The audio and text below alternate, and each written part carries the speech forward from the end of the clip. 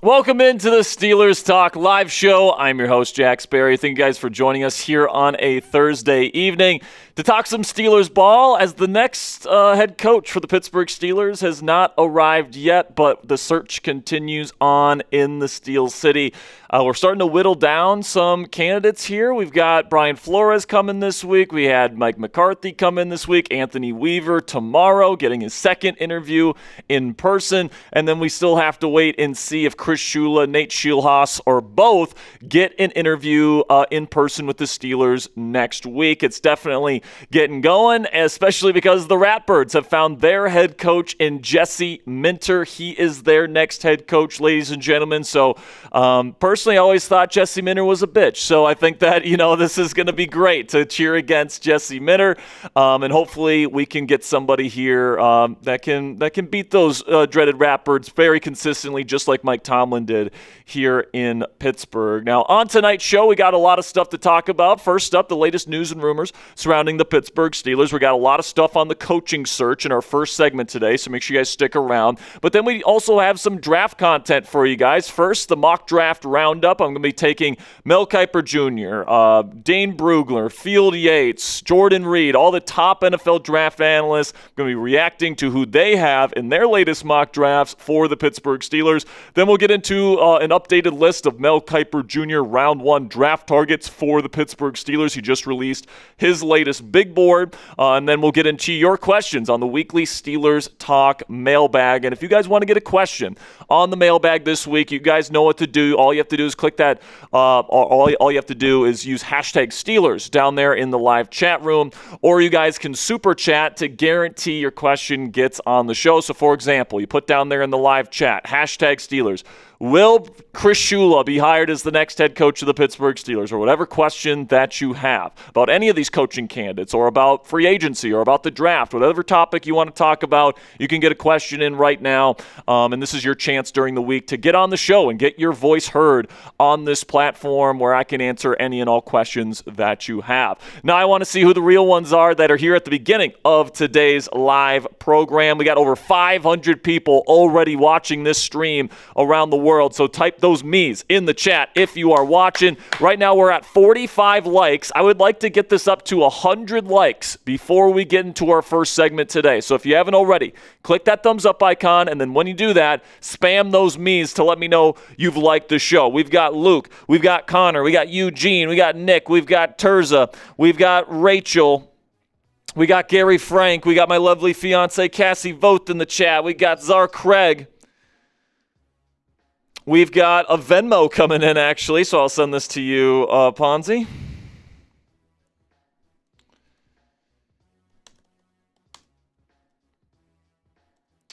There you go. All right, so we've got Mike, we've got Rachel, we got Robbie, we got Misty, we got Cheese, got Justin, we got Misfit Trail Riders, got Ali the Holy in here, got Elson, we got Jack Hay.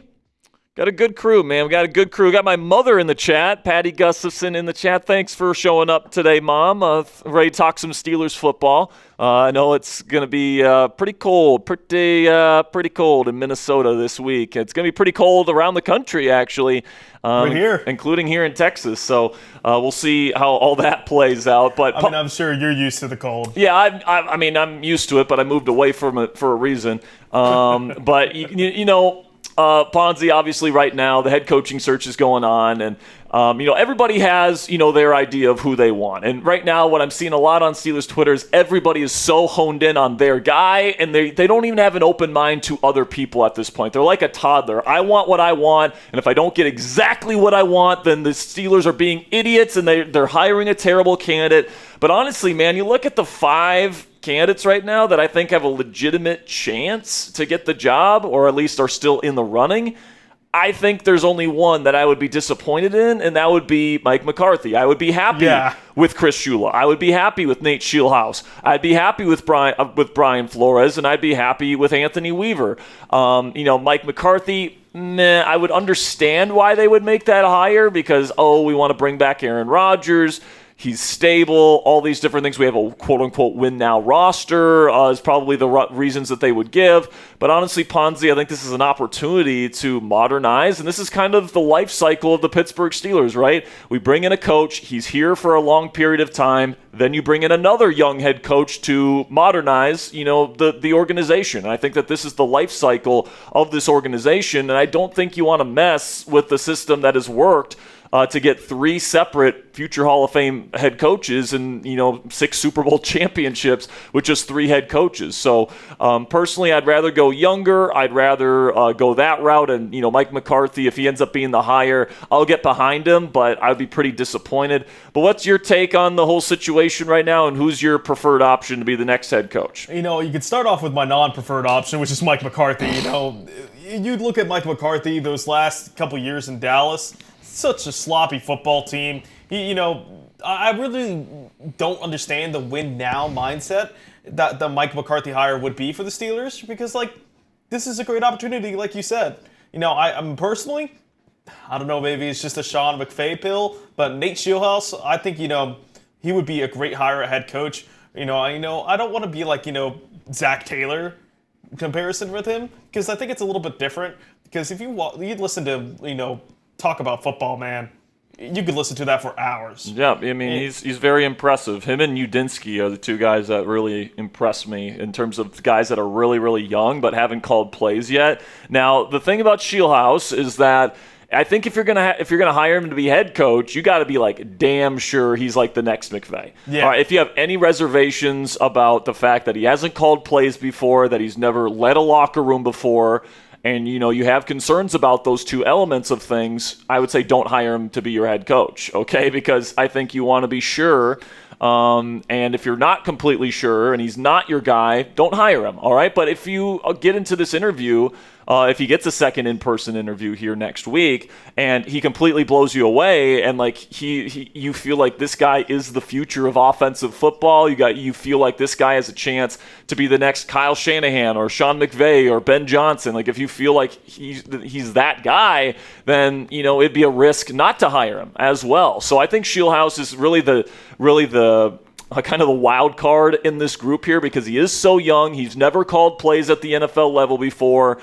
And to go from Mike Tomlin, in that voice in your locker room, to a guy in Scheelhaase, who's a really young guy. He looks young too. Is that something where players are actually going to respect him?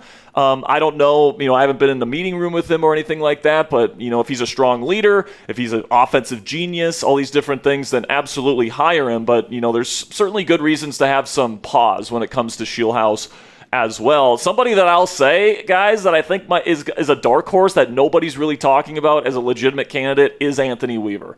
Okay, I think Anthony Weaver actually has a pretty decent chance of getting the job. He's the only guy in this entire cycle so far that has gotten a second interview. Okay, Flores and McCarthy had in-person interviews but didn't have a virtual interview. Weaver's the only guy that had a virtual interview that's getting an in-person interview, or at least to this point. We'll see on Schula and we'll see on Scheelhaase. But if they announce Anthony Weaver as the next head coach of the Pittsburgh Steelers tomorrow and they don't let him leave the building, it would not surprise me, Ponzi, because he does run very modern defensive schemes in Miami. They didn't have a great defense this year, but I think it was mostly because of a lack of talent both in the secondary and also up front. Plus, they traded away Jalen Phillips mid-season. So I think, when you watch that Miami defense, they're working hard for him. And, they do a lot of very creative post-snap rotation stuff. They do some of the hot quarter stuff that Flores does. And he comes from the Mike McDonald tree, so they run that similar style of defense. And they were a top 10 defense there in Miami 2 seasons ago in 2024. Yeah. So, I think Weaver is a capable defensive mind, but I really think if you hire Weaver to be your next head coach, he would be almost like a CEO type, where he is the guy that is the voice in the building. He is the leader, kind of like a Mike Tomlin, for example, where guys want to play for him. When he enters a room, it. Certain players like Javon Holland have compared his leadership style to Dan Campbell, and Dan Campbell was a surprise hire back in the day, but his leadership style and that CEO kind of style of coach has proven to work over the years. Okay, so I think Weaver would be a decent hire here in Pittsburgh. I really think that leadership, veteran ability that, Weaver has, I think that really, speaks volumes to what players have to say about him. And, if you listen to him, talk about football too, like, he gets you want to run through a wall. Yeah, he talks about stuff like violence and putting your helmet under somebody's chin strap. And, he's a former player. He's a former defensive lineman. He's got a big presence to him. Like, he's a big guy like Dan Campbell, a former player like Dan Campbell. And he talks like a former player, man. Like, he is somebody that can get people riled up and ready to go to work every single day. And he used to play for the Ravens? Yeah, he used to play for the Ravens. So he knows about, the history of Steelers versus Ravens. And I would love nothing more than to see Anthony Weaver stand next to Jesse Minter, who's kind of a shorter guy, and Weaver's this buffed up, huge guy. Like, it just make us look like, the alphas in the room when it comes to this rivalry. And I think that, the number one thing that you should be looking for in a head coach, okay, it's nice to have a schematic advantage. That's a nice thing to have, Ponzi. But, like, if you can't rally troops, if you can't get everybody to buy into what you're selling from a culture perspective, you're eventually going to falter when shit hits the fan. But, like, if you have a guy like Dan Campbell, like Mike Tomlin, like John Harbaugh was in Baltimore for many years, like Anthony Weaver could be here in Pittsburgh, adversity can strike and everybody is still, locked together. And, everyone is still bought into what you're doing, and everyone's fighting for the team and fighting for everybody in that locker room. So I would not be surprised, Ponzi, if Weaver, with his dynamic personality, in that in-person interview tomorrow, completely knocks it out of the park. And, that's what got Mike Tomlin the job, guys. Like, people forget that. Like, Mike Tomlin, didn't have like a completely unbelievable defense. I think the Minnesota Vikings defense was dead last in passing yards allowed the 1 year he was the defensive coordinator in Minnesota. The Vikings were like 6-10 that season. Nobody saw Mike Tomlin coming, but because he was such a dynamic leader and such a dynamic personality, like apparently Weaver is, he got the job. So, like, if Weaver has a really good in-person interview tomorrow, guys, it would not surprise me at all if he ends up being the next head coach of the Pittsburgh Steelers. But I will say, Ponzi, I still think the favorite in the clubhouse is Chris Shula. And I think, Schula would be a fine hire. I think he's a good coach. I think he's done a lot with that Rams defense with not a whole lot of veteran talent on it. And he can bring over a really good OC. So I would be perfectly fine with Schula. But I think Weaver is an underrated guy that's kind of flying under the radar here. Yeah, I really think, Weaver would be a great hire. Like I said, I'd be happy with any of those 5 candidates or any of those 4 candidates. The 5th one, no. Mike McCarthy, I would not be happy with at all. Yeah, I know you're really not on the McCarthy thing. I would understand it, but I wouldn't like it, if that makes any sense. Like, I think, with the bad quarterback market this year, like, what are you going to do at quarterback if you can't get Aaron Rodgers back? Like, are you going to really start Will Howard? I know that's what a lot of Steelers fans want, but, like, I think it's going to be really hard to convince an entire locker room of NFL veterans that we're going to go with a 6th-round rookie that's never even played in a preseason game to be our starting quarterback. I just think that's not something that, is going to get these players excited to play for the Pittsburgh Steelers this year. But, and then also I don't think Will Howard is as good as a lot of Steelers fans think that he is. I think the best thing that could have happened to Will Howard is that Steelers fans didn't get to see him play this year. Because I agree. Because I think if they would have saw him play this year, they would have seen that he's got deficiencies. He's very inconsistent with his accuracy. He's got smaller hands. He doesn't have great pocket presence. And I really think he benefited from playing on a juggernaut roster there with the Ohio State Buckeyes. Okay, I think that Howard's got some nice tools to him, but I think he went in the 6th round for a reason, guys. All these different things about John Gruden calling him the next Josh Allen and all this nonsense and how he should have been the 1st overall pick. Like, no. Like, this might be I can't believe this is a controversial statement, Ponzi, but Ty Simpson is a better quarterback than Will Howard. It's not a controversial statement That shouldn't be a controversial statement, but unfortunately that is a controversial thing to say here in Pittsburgh. That a 1st-round guy in Ty Simpson that's going to go round 1 is a better quarterback than Will Howard, who went in the 6th round last year. But I really think, there's a quote. I can't remember who it's from, but it's everybody loves the backup quarterback until he plays in the game. Yeah. Everyone loves a backup quarterback until the backup quarterback has to play in a game. That's exactly. I can't remember who said it either, but it's there's a lot of wisdom in that. I mean, everyone loved Mason Rudolph. Remember how he was going to come in, he was going to be better than Rodgers, and then he completely shat the bed in Chicago. Like, Does anyone else remember that? Like, it's just everyone loves a backup quarterback until they have to see him play. And I think, Steelers fans are going to be really disappointed if Will Howard is the starting quarterback next year. Because, frankly, I just don't know if he's got what it takes to be a starter in this league. I'm rooting for him. I like him as a guy. It's just, as somebody that's watched every single snap that he took at Ohio State, in 2024, I just don't see an NFL starter in there, guys. I hope I'm wrong, though. $5 from Justin Yankuski says, who would be your top two trade targets and free agency targets at wide receiver? Well, I think it depends what style of offense you bring in, Justin, because, you're going to try and get a different kind of receiver if you're running a McVay or Shanahan style offense versus like a spread style offense, all these different things. So, I would say two guys to keep your eye on for trades. I would say A.J. Brown. Now, you'd be paying a lot of money to your wide receiver duo, but hey, A.J. Brown, DK Metcalf back on the same team, especially if you're not paying your quarterback anything, it could be a lot of fun. I know, A.J.'s a diva and all these different things. I know people don't want that, but, frankly, guys, even if you draft a receiver in round one, a lot of round one receivers are going to be divas when they mature in the National Football League. Then when you get to free agents, if you bring back Aaron Rodgers, I would look at a guy like Romeo Doubs is somebody that could be brought in.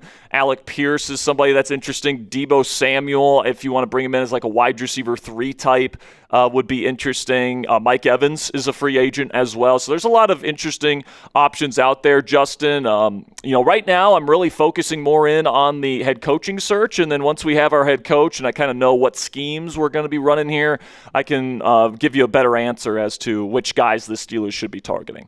$2 from Gary Frank says, what's the cons of Chris Shula as head coach? I would say the cons to Chris Shula are the previous two Rams defensive coordinators that got head coaching jobs were massive failures, Brandon Staley and Raheem Morris. Both of those guys were really highly touted coming out of that Rams organization, and those were considered to be really good hires at the time. The Chargers didn't even let Staley out of the building when he interviewed with them because they thought he was the next Sean McVay, only for the defensive side of the ball. He couldn't even make it 3 years with the Chargers. And then same thing goes for Raheem, who got fired in Atlanta after 2 seasons. So, I think that there's a little bit of a fallacy that goes on in some people's thinking where it's like, oh, this guy worked for Sean McVay, therefore he is Sean McVay. Or that, he worked for Sean McVay, therefore he's going to be a good head coach. And it's like, when you look at the McVay tree, guys, there's a lot of failures just like there's a lot of successes. Zach Robinson was terrible as an OC in Atlanta. Mike LaFleur was terrible as an OC on his own in New York. Raheem Morris and Brandon Staley failed as head coaches in this league.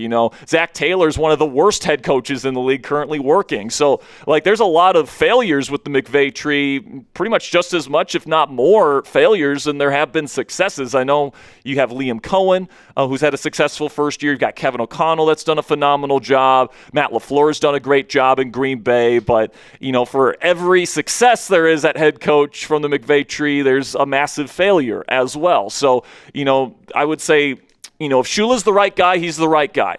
I wouldn't say that that's enough for me to get off of him, but I think it should give the Steelers some pause because, you shouldn't fall into that trap of, oh, he works for Sean McVay, therefore he's going to be a good head coach. That's just not the way it works. Doesn't mean Shula would be a failure here in Pittsburgh or as a head coach, but that's probably the main thing that I would look at in his profile. The other thing that I would maybe say, Ponzi, is when I listen to Shula speak and, with all these different things, obviously I'm not in the building with him. I don't know him personally. He just doesn't seem like a super alpha type of guy, and I feel like that's kind of what the Steelers want, is like a Mike Tomlin, Bill Cowher, somebody with a little bit of bite to him. Shula seems like a little bit of like a nice guy almost, and I feel like Art Rooney and Omar Khan want to go with the classic, tough guy approach, but also somebody that can love players up. And I think Anthony Weaver probably fits that profile perfectly. It's not to say that, Schula would be a bad leader or anything like that. It's just, I don't know if Schula would have like the same presence as like a Tomlin or a Cowher or an Anthony Weaver or even a Brian Flores. Like when Flo enters the room, he enters the room. So I just don't know if he has that level of presence, but that doesn't necessarily mean he'd be a bad head coach. I'm just trying to spitball here things that could be seen as cons on Chris Shula's profile. $5 from Alex L. says, another great show, Jack and Ponzi. I appreciate you, Alex L. Thanks for joining us here today, my friend. $10 from Lyndon Humbert says, why wouldn't we bring back Aaron Rodgers to be the bridge quarterback and mentor for a rookie who we drafted in the 2027 season? Well, dude, I don't think Rodgers is sticking around for the 2027 season.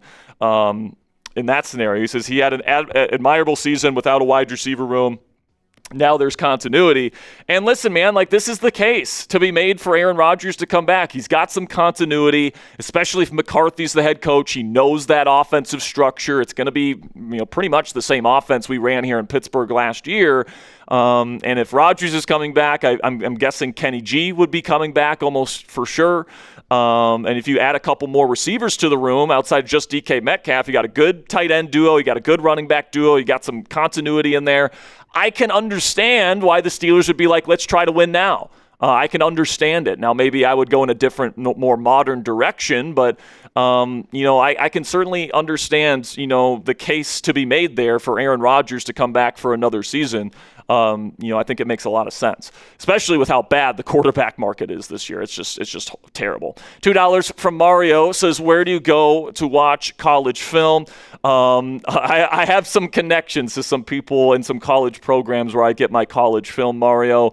When you have friends in this industry, that certainly pays. I know there's some Patreon accounts that have some college film, but there's really not that much out there outside if you have connections to these actual programs. So wish I could help you out a little bit more on that, Mario, but fortunately college film is really hard to get, especially if you're not in the sports media kind of circle. So we got a $5 super chat here. Got some Venmos to catch up on here. We've got Denon says, do you think the Steelers have a legit chance at Willis? I know Dolphins rumors are hot, but they don't scare me since they're negative $30 million in cap hell. Do you think he has the best chance at Willis? Well, that's a good point to be made there about Miami, but teams find ways out of cap hell, right? They do restructures, they cut players, they find ways to get cap space. And, it's going to be interesting though, because obviously they have a whole roster to build.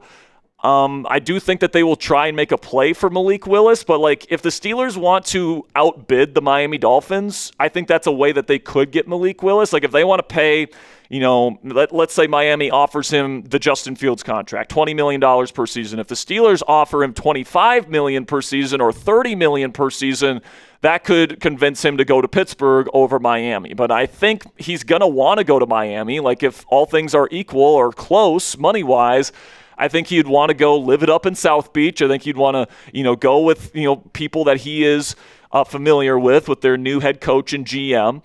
But I do think Willis is still a possibility for the Steelers if they're willing to pay, a price for him. It'd probably be more than the Justin Fields contract from last year, and it would certainly be a risk. But maybe it's a risk that could work out because he's still only, 26, 27, dynamic athlete with his legs, has gotten some awesome arm talent, really developed the nuances of the position under Matt LaFleur in Green Bay.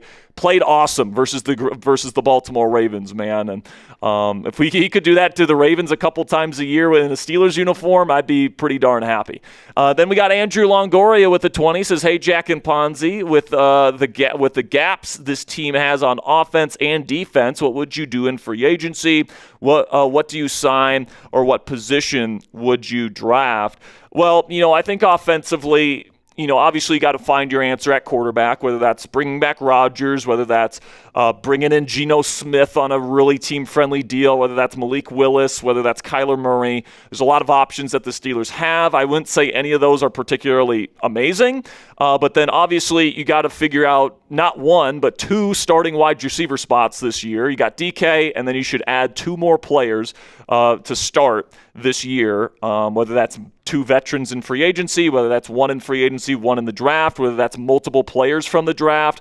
I don't know what their strategy is going to be there, but you got to get a couple more wide receivers. You got to make a decision at Kenny G at running back. Do you want to embrace Caleb Johnson as the number 2 option at running back with Jaylen Warren as a former 3rd-round pick, or do you want to bring back the team MVP from last year? That's going to be a question that they have to answer.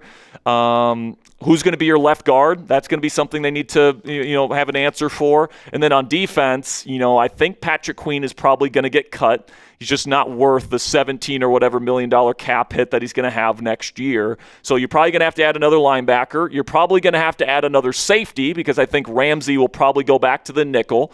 And then you have to lock down your number 2 corner. So, certainly some things that you're going to have to address this offseason. But with the cap space that the Steelers have, and then the draft picks that they have, they can certainly, do some damage and get some good football players on this roster, Andrew. Hope that answers your question. Then we got Robert Locke says Flores is who I'm hoping for. Whoever they hire gets a fair chance from me, though. Here we go, Steelers. Me too, Rob. Even if it's Mike McCarthy, I will be disappointed because I think it would be a missed opportunity to modernize the organization.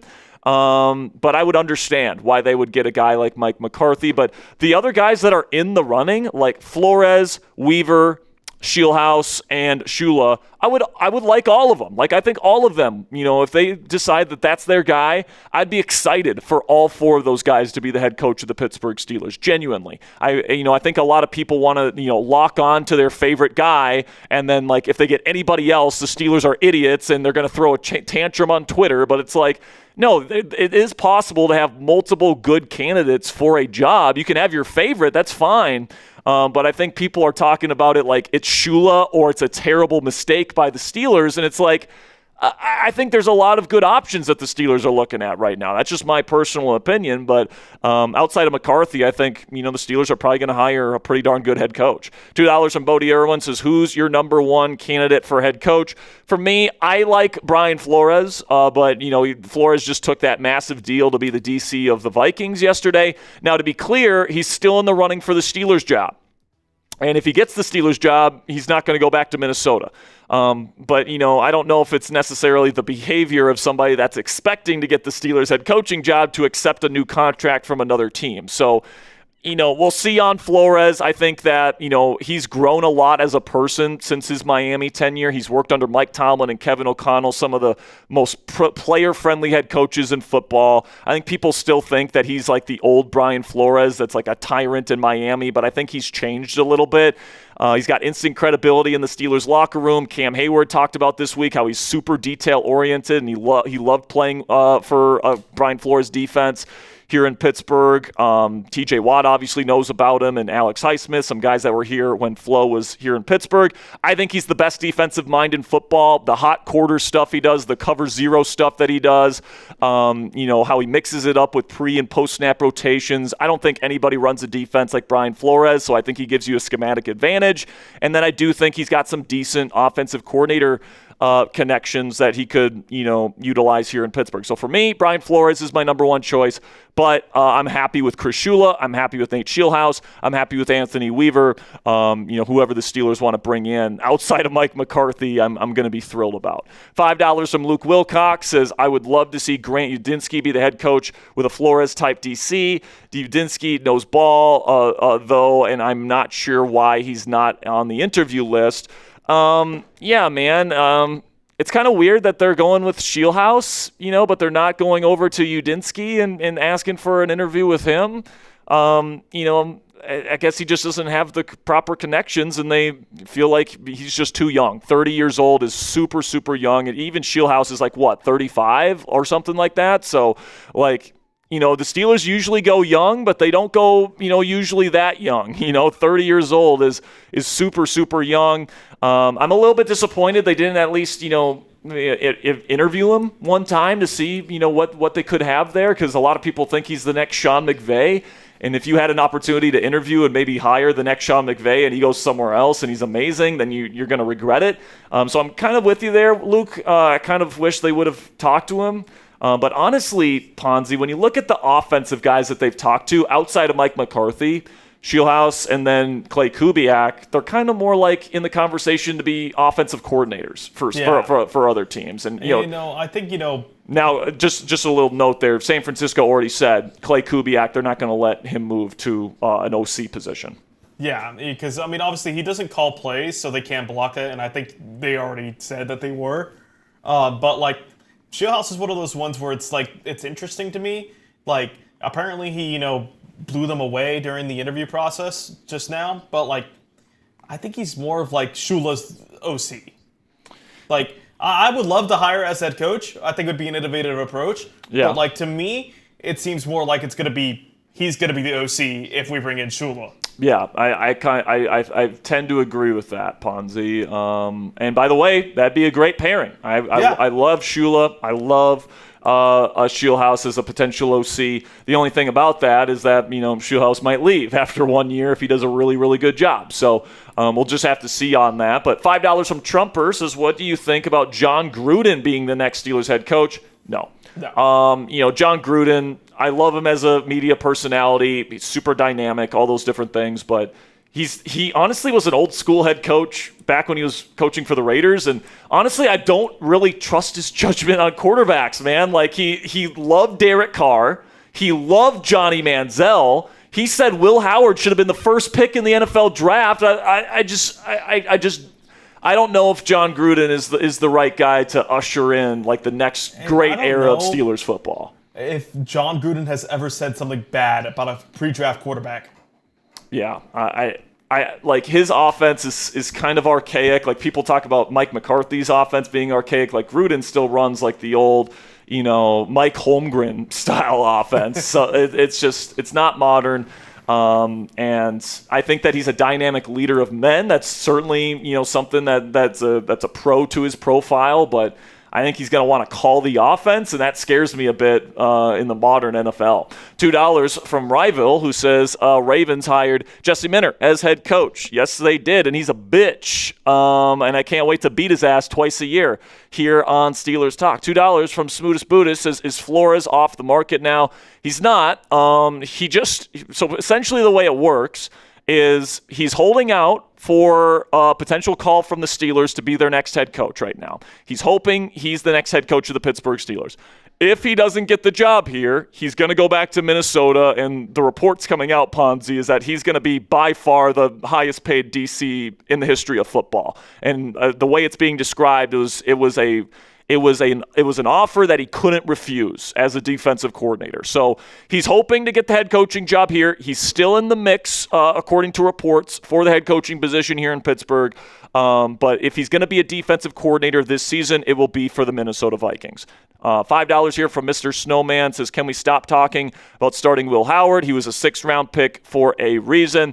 I'm kind of with you on that one, Mr. Snowman. I like Will as a guy, but, there was a reason why he fell to where he fell.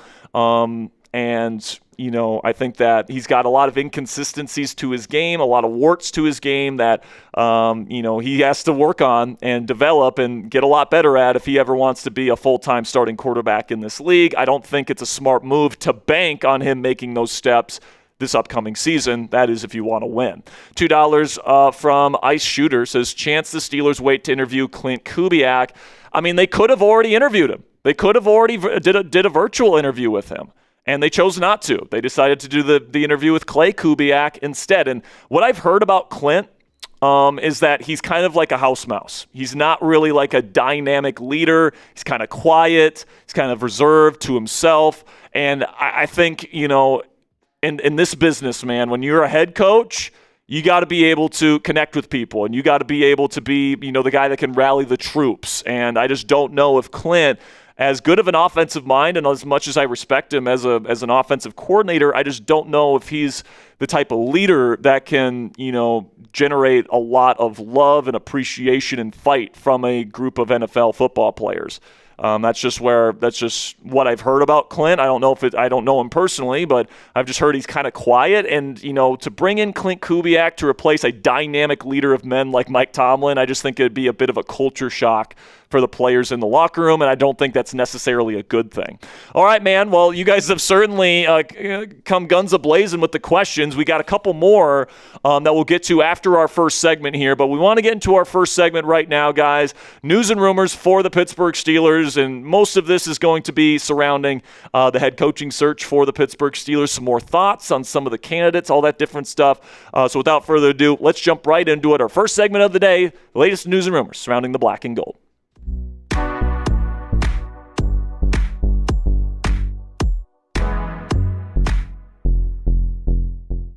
The search for the next head coach of the Pittsburgh Steelers continues on, and today here on Steelers Talk, we've got the latest Steelers coaching search buzz for you guys. But before we get into all the coaching buzz and all the rumors and all that different stuff, make sure you guys click that subscribe button if you haven't already for daily updates on the Steelers search for their next head coach.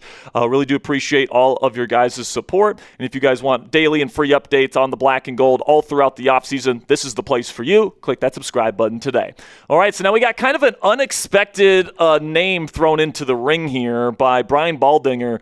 And Baldy says that the Steelers are, quote-unquote, very interested in Miami Hurricanes head coach Mario Cristobal. Definitely, kind of a curveball thrown in there by Baldy. This is what he had to say earlier this week. He says, not out here trying to play reporter or doing any of that nonsense, but I hear the Steelers are very interested in Mario Cristobal, the coach of the University of Miami. I think Mario Cristobal actually would really translate to the NFL. I watched his practice in the spring. The way that Mario coached that team reminded me of what old school coaches used to do. Now, when it comes to a guy like Mario Cristobal, guys, I think that he's definitely, tough. I think that he's definitely an older school type of coach. He's definitely somebody that has a presence to him. And another thing to keep in mind is that he apparently is a diehard Pittsburgh Steelers fan. So, I think that if he makes that move from Miami, where he is very happy right now, to the National Football League, it would probably be for the Pittsburgh Steelers. And I'll say this, man, if he ends up getting an interview and he ends up getting the job, he fits the brand of this football team and the toughness of the city, the blue-collar nature of the city and the football team like an absolute glove. He would understand what this job would mean to the city, all that different stuff. And, he has that bite to him that, Bill Cowher had and Chuck Noll had and Mike Tomlin had, where he commands the respect of the players in his locker room. Now, he seems like a bit of a tyrant, and that usually doesn't fly super well in NFL locker rooms with as much as players are making nowadays. But, I think that if it's going to work anywhere, it would work here in Pittsburgh with Mario Cristobal as this team's head coach. Now, I've said this about Marcus Freeman. I've said this about Dan Lanning. I've said this about all the college coaches that have been linked to the Pittsburgh Steelers. I really question a college coach's ability to build a staff of NFL coaches, okay? And the college football and pro football, very different games, all right? The hash marks obviously are closer together at the professional level. They're further apart at the college level, so it's much more of a horizontal offensive game than a vertical offensive game like it is in the National Football League. And, usually you want to get NFL coaches, to fill out your staff. And if you're in college football and you're filling your staffs with college coaches and you're connecting with college coaches, I just don't know if he has the resources coaching-wise to build a really good staff here in Pittsburgh, and that would be my main concern. I think Cristobal would have the culture and the leadership thing down, but I think a big part of being a head coach in this league that, frankly, Mike Tomlin wasn't all that good at is building a really good staff, and that would be my concern with any of these college coaches potentially coming over to the Pittsburgh Steelers head coaching job. But Josina Anderson, who did have the scoop on Mike Tomlin months ago, said the Steelers are still internally reviewing other names on the market for their head coach vacancy before whittling their list. A league source said early this morning. That was posted yesterday, by the way. So it seems like the Steelers could still be trying to, cast their net and maybe try to bring in some more people for interviews. And maybe that's just referring to Chris Shula and Nate Scheelhaase of the Rams because they can't interview them this week because they're playing on conference championship weekend. Or could they potentially be looking at a Mario Cristobal? Could they be still trying to get Marcus Freeman, who a lot of people have identified as the quote-unquote perfect Steelers coach, to go away from the Notre Dame Fighting Irish? Freeman says he's staying there in South Bend, but he's certainly somebody that I could see maybe pulling a Nick Saban, and after saying, I'm staying here in Notre Dame, coming over to the NFL and being the next head coach of the Pittsburgh Steelers. I can't say that would completely shock me if it happened. But predict it for me down there in the comment section. Will the Pittsburgh Steelers add any more candidates to the interview list before they hire their next head coach? Give me a yes or a no down there in the comment section. Right now, I could see it going either way, guys, so let me know what you guys think down there in the comments for today's pin question. Just a second here, I'm going to tell you about our sponsor today at Ethos. Well, I'll tell you about Ethos today. Simply give me a yes or a no down there in the comments. With that, let's have a word from our sponsor today at Ethos. And guys, the summer before I started here at Chat Sports, unfortunately, my family lost my late grandfather. And as you tend to do when you lose someone close to you, you begin to think about your own mortality and what would happen to the people dependent on you if something were to happen. With today's sponsor, Ethos, your family can be protected. If something were to happen to me, I want the last thing the people I love to worry about is being able to pay the bills, so I trust Ethos to keep them protected. And as you probably already know, however, the process for obtaining life insurance can be super confusing or straight up annoying with how tedious the process can be. That's where our friends at Ethos come in. As of March of 2025, Business Insider named Ethos the #1 no medical exam instant life insurance provider. Ethos is an online platform that makes getting life insurance fast and easy to protect your family's future in minutes, not months. There's no complicated process, and it's 100% online. There's no medical exam required, and you just answer a few health questions to get a quote in as little as 10 minutes. Protect your family with life insurance from Ethos today. Get your free quote at ethos.com/NFL Daily. That's ethos.com/NFL Daily to get your free quote today. Application times may vary, rates may vary, and a big thank you to Ethos for sponsoring today's edition of Steelers Talk. Now, it certainly seems like the people of Steelers Nation have spoken, and, a lot of people want Chris Schula, the Rams defensive coordinator, to be the next head coach of the Pittsburgh Steelers, and personally, I would be 100% down with a Chris Schula hiring, and the reason for that is that Schula, frankly, has one hell of an impressive resume, okay? Like, this is somebody that I think is extremely qualified to be a head coach in the National Football League, at least based on his coaching experience and what he's done, especially recently as the defensive coordinator of the Los Angeles Rams. All right, he has been a position coach at every level of the defense. He came over with Sean McVay all those years back when McVay first took the job with the Los Angeles Rams. So he's learned under McVay and has seen how McVay has run that Rams organization for a number of years now. He's also helped develop a very young and inexperienced defense there in Los Angeles as their defensive coordinator. He took over when Jalen Ramsey and Aaron Donald left the building, all right? And then he brought in a bunch of these 4th and 5th and 6th round players and has turned them into legitimate NFL starters in that Rams defense, and has turned some players like Jared Verse into legitimate star players on that Rams defense as well. And then also he's got obviously the connections to the Sean McVay offensive coaching tree, which is all the craze nowadays. And it certainly seems like the Pittsburgh Steelers want a Sean McVay style offense here in Pittsburgh under this next regime, which would certainly give Schula a leg up versus some of the other candidates in the pool. And just to show you guys, what this defense has done under Chris Schula over the last 2 seasons, it's been a borderline top 10 defense. And this is with like the least expensive group in the league, with a lot of like mid to even late round draft picks playing lots of snaps in this defense, and, really developing some really young talents like Braden Fisk and Jared Verse and a lot of these guys that they have brought in, and even revitalizing older players' careers like Cam Curl, who was done in Washington, then goes to LA, has a complete career rebirth with the Los Angeles Rams. Now, just to show you guys the Schula era and what they've been doing in terms of the advanced analytics these last 2 years. Last year actually wasn't as good. 23rd in EPA per play allowed and 25th in success rate. But then this year, obviously, they take that next step up, where they're top 10 in both EPA per play and success rate. You combine those 2 years together, and over these last 2 years, this group has been a top 10 unit during the Schula era. Now, a lot of people ask me, but Jack, what does this defense look like schematically? Well, let me kind of break it down for you guys, all right? It's a 3-4 base defense, just like the Steelers have run for many, many years, okay? They actually play a lot of base. They're right up there with the Steelers with, playing the most base in the National Football League, so that would be something that a lot of these players are used to. Also, it's a match-based scheme, so lots of cover 4, lots of cover 6 and cover 8, and all these things that you see around the National Football League, but I think Schula find some really creative ways with post-snap rotations to utilize those match coverages. He also runs more dime than the average defense. I think they actually lead the league in dime, which is 6 DBs on the field.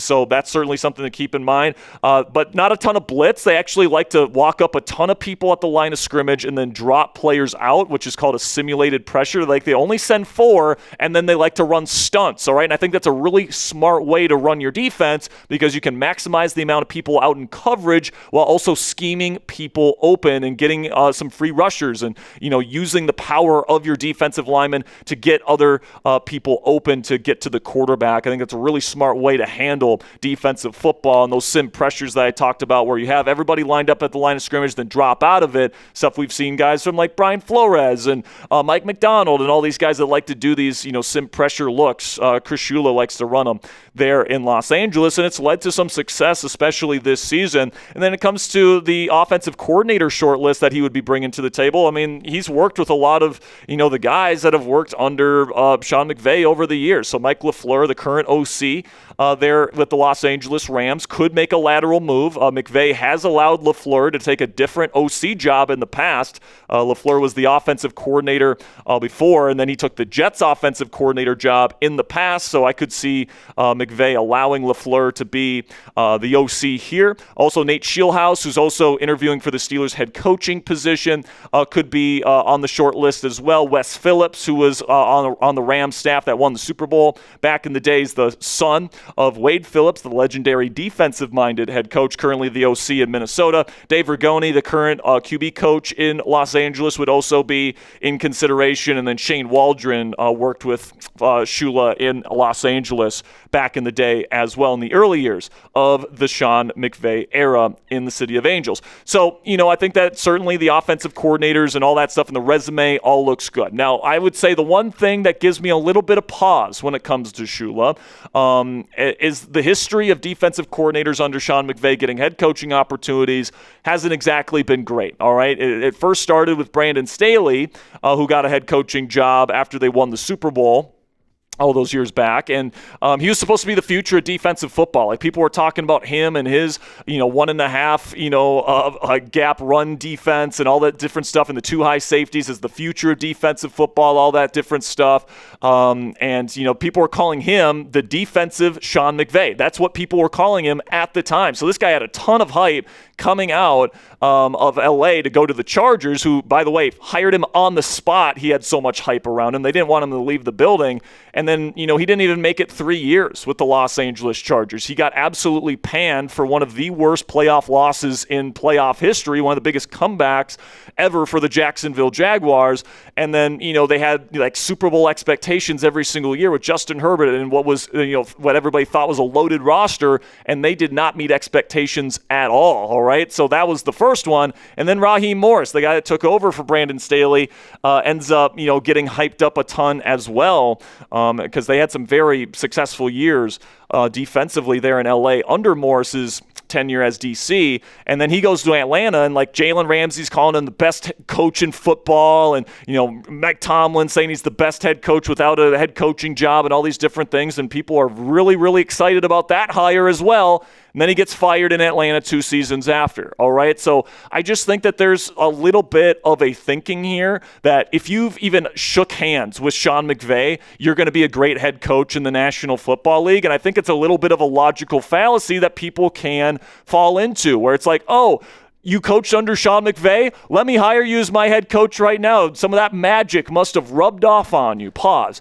But no, okay? I truly believe that coaching is an individual's business, all right? Sure, you can learn certain concepts and things like that from coaches, but there's a reason why the Belichick tree never materialized. Everybody failed in the Belichick tree because everyone tried to be Bill Belichick, and there was nobody that was really a special individual that got a job outside of that regime, maybe outside of Brian Flores, who is probably the best defensive coordinator in football right now, but he got fired as well in Miami. So, I think that, when it comes to hiring a head coach, you got to find a special person. All right, you don't want to find someone with necessarily a special head coach that they've worked under, or theoretical offensive coordinators they can bring in. You want to bring in somebody that you think can lead your organization in the correct way, and is somebody that's a really impressive individual that can give your team a competitive advantage because of who that person is.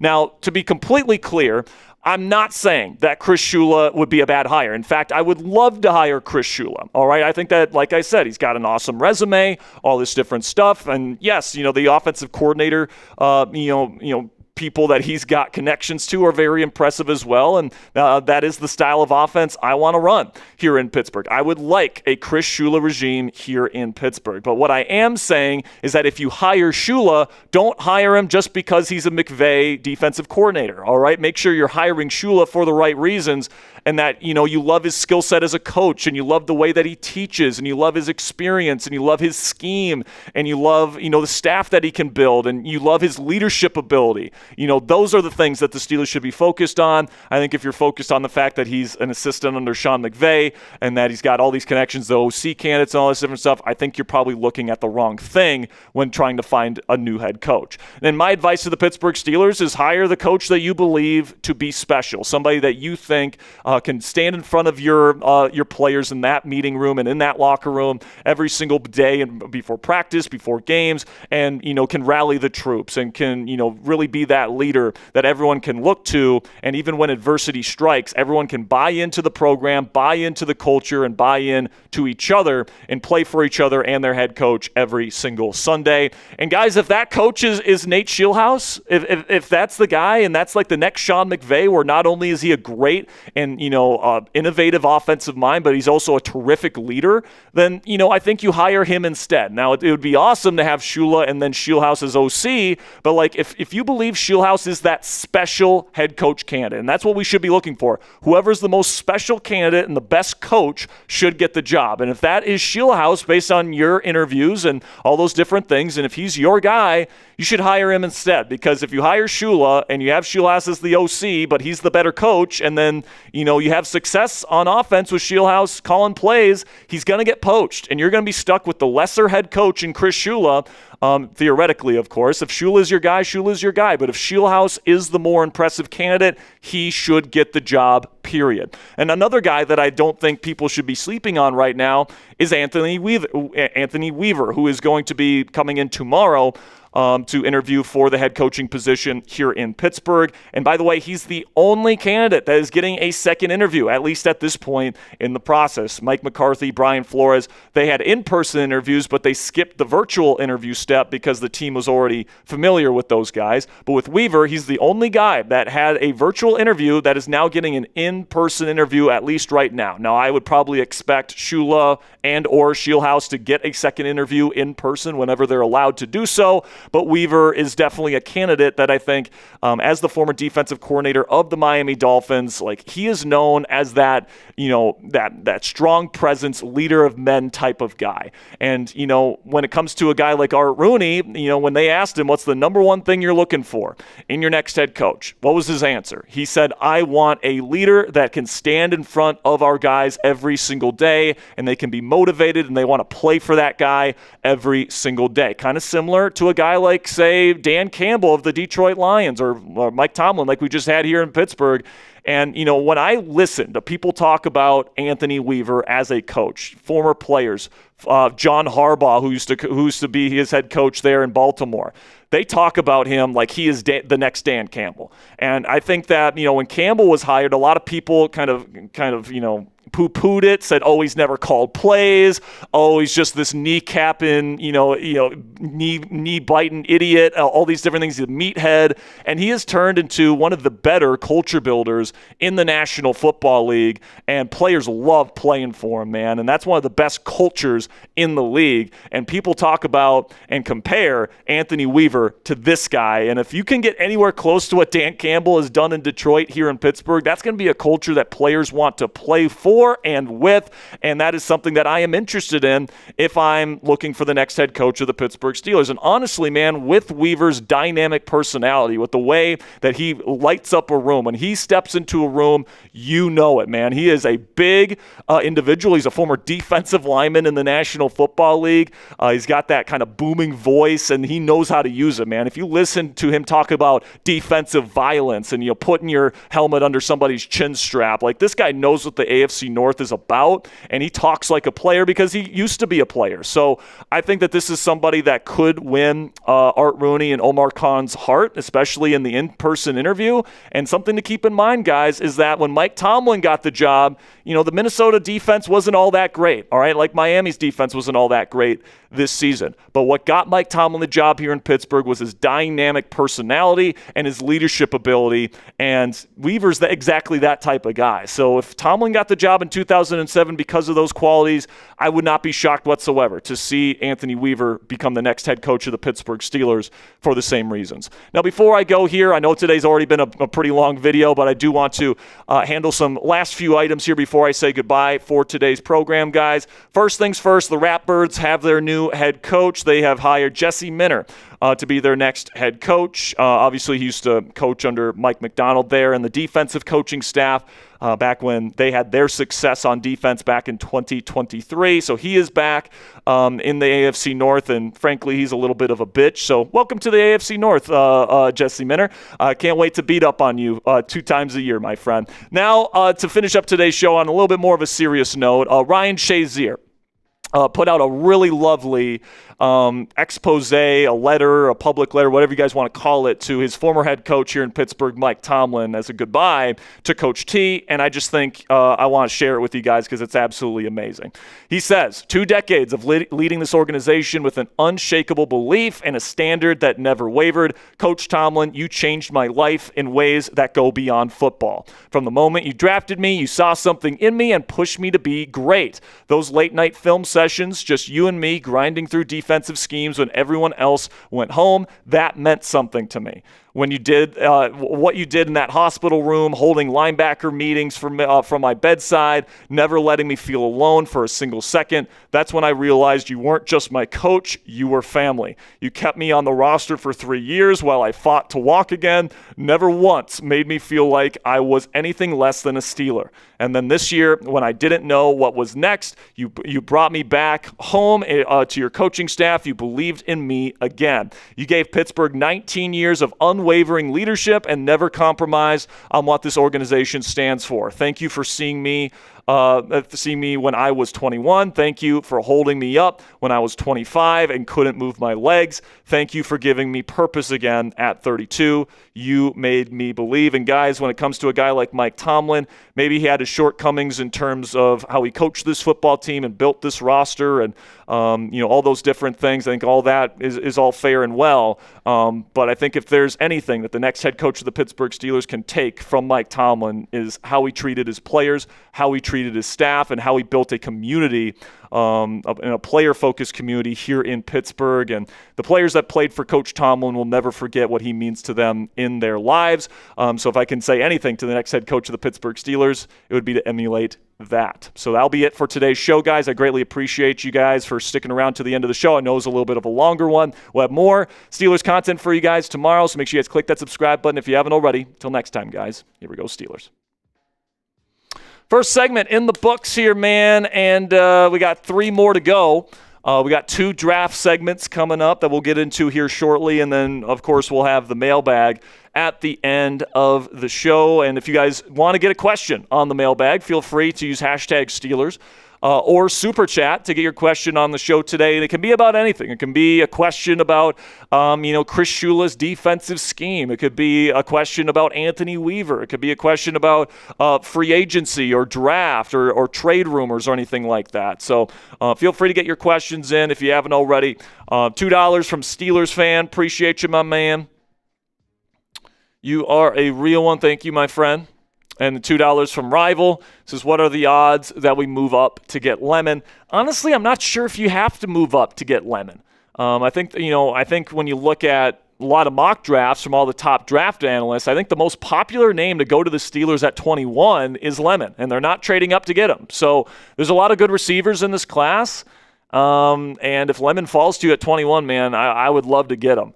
Now, because there's so many good receivers, I don't know if it makes a ton of sense to trade up for one because you're going to get a good one at 21 anyway, whether it's Denzel Boston or Casey Conception or, the kid out of I can't remember his name. The kid out of Tennessee is really good. Chris Brazzell. I really like Brazzell out of Tennessee as well. So I don't know if I'd trade up for one rival, but if Lemon's there at 21, he might be the best wide receiver left on the board at that point. $3 from Zenu. Appreciate you. Sent in a character. $5 from Robert Locke says, best guess as to when we will have a head coach. Probably midway through next week. That's what I would say. And I think it's either going to be tomorrow. Like if they hire Anthony Weaver, it might be tomorrow. If they absolutely fall in love with him and they don't want him to go to the Buffalo Bills and interview for their job or something like that. It wouldn't completely shock me if they hire Weaver tomorrow.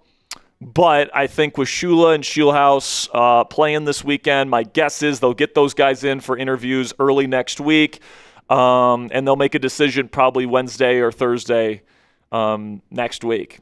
That's probably my best guess. $5 from Justin Yankuski says, do you think any Steelers players are asked their thoughts on coaches? Maybe the only one that I can really think having any weight, Justin, is Aaron Rodgers. If they told him, hey, Aaron, we know we want to take a little bit of time, but if you wanted to play for head coaches that are available right now, which ones would you want to play for? And my guess is if they did ask him that, he would say Mike McCarthy. And that might be why they're talking to him, because according to the reports, man, everybody in the Steelers locker room wants Rodgers back for another year. And if the strategy in the building is to keep Rodgers for another year and to, convince him to come back, Mike McCarthy's the guy that probably gives you the best chance of him returning. So, that's what makes me worried about this, Ponzi, is that I don't want McCarthy. I want a younger head coach that can modernize this organization. I don't think McCarthy would do that. But if the goal is to get Aaron Rodgers back, McCarthy gives you your best chance. So that's what makes me worried about it. $5 from Steelers fans says, should we trade for A.J. Brown and bring back Justin Fields? Oh, my goodness. So we're getting the Fields questions. A.J. Brown, it's interesting because he is like a legitimate top 5 receiver in the game. And if you get him and pair him up with DK Metcalf, that might be the best wide receiver duo in football. So that would be nice. But it would be super expensive, right? So I don't know if you want to pay that much for 2 receivers. You're not paying your quarterback anything, so there's that. Whether it's Rodgers, whether you bring in Geno. Really the only guy that you can bring in that would be like a big contract would be Kyler, and then maybe Malik Willis if you end up signing him. Would be a semi-big contract, but I think that if the Steelers wanted to trade for A.J. Brown, I think they could swing it financially, but as crazy as that would be. And then bring back Justin Fields. Listen, man, it's been 5 years. It's been a number of different head coaches, a number of different play callers. Nobody can get this cat to play well. He just doesn't see the field. He just doesn't, man. And, he's very slow at processing. You have to be able to, read defenses quickly at this level, and you just can't do it. Just can't do it. And, can you run a semi-functional offense with him? Yeah, I think the Steelers probably, did the best with him, but it was a lot of quick outs. It was a lot of, one read to run type of stuff or one read to check down. And it just wasn't like a big boy NFL offense. And I want to run a big boy NFL offense here. I just don't think Fields is necessarily capable of it from a mental standpoint. And some guys just aren't built for it that way. And it appears that Fields, for as beautifully gifted as he is as a physical specimen, just can't read defenses, see the field the way he needs to, and have the consistency he needs to be a full-time starter in this league. All right, man, let's get into our next segment here. Not make you guys wait any longer. We got a mock draft roundup. So Mel Kiper Jr. came out with his first mock draft of the season yesterday. We'll break down who he has for the Steelers in round one, as well as who all the other top draft analysts have for the Steelers in round one in their latest mock draft. So without further ado, let's get into our next segment right now. Mock draft roundup for your Pittsburgh Steelers is coming at you right now.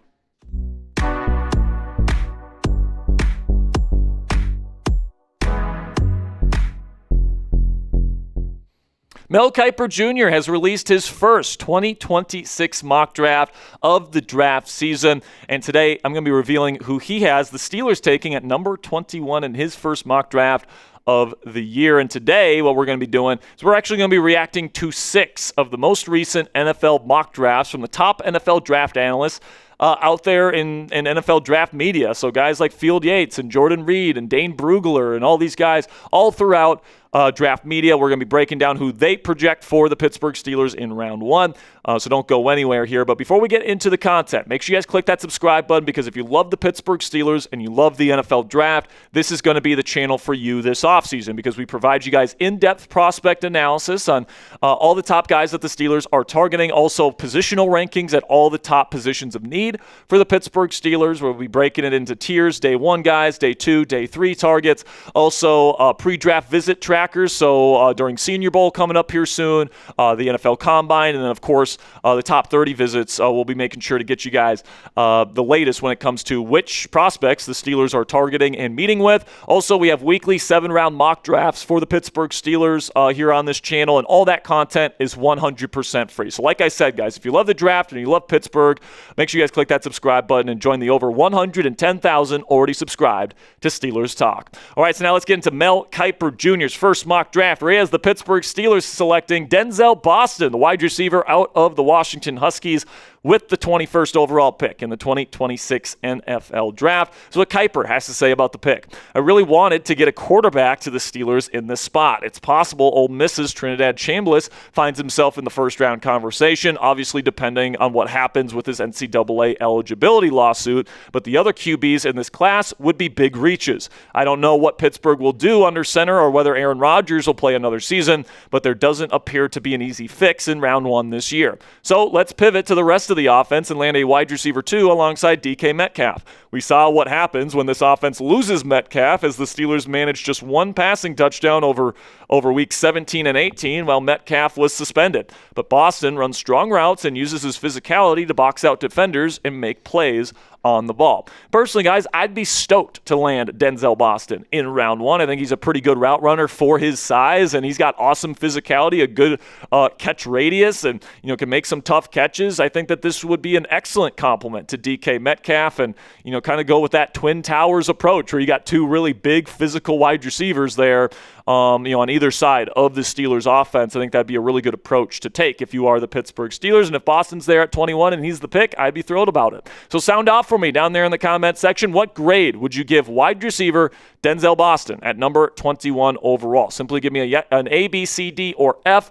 down there in the comment section for today's pinned question. Just a second here, I'm going to tell you about our sponsors today at Prize Picks. And while I tell you about Prize Picks today, simply give me an A, B, C, D, or F. And with that, let's have a word from our sponsor today at Prize Picks. And guys, the big game is almost here in Santa Clara this year, and there's no better way to cash in during America's biggest sporting event than with Prize Picks, where it always feels good to be right.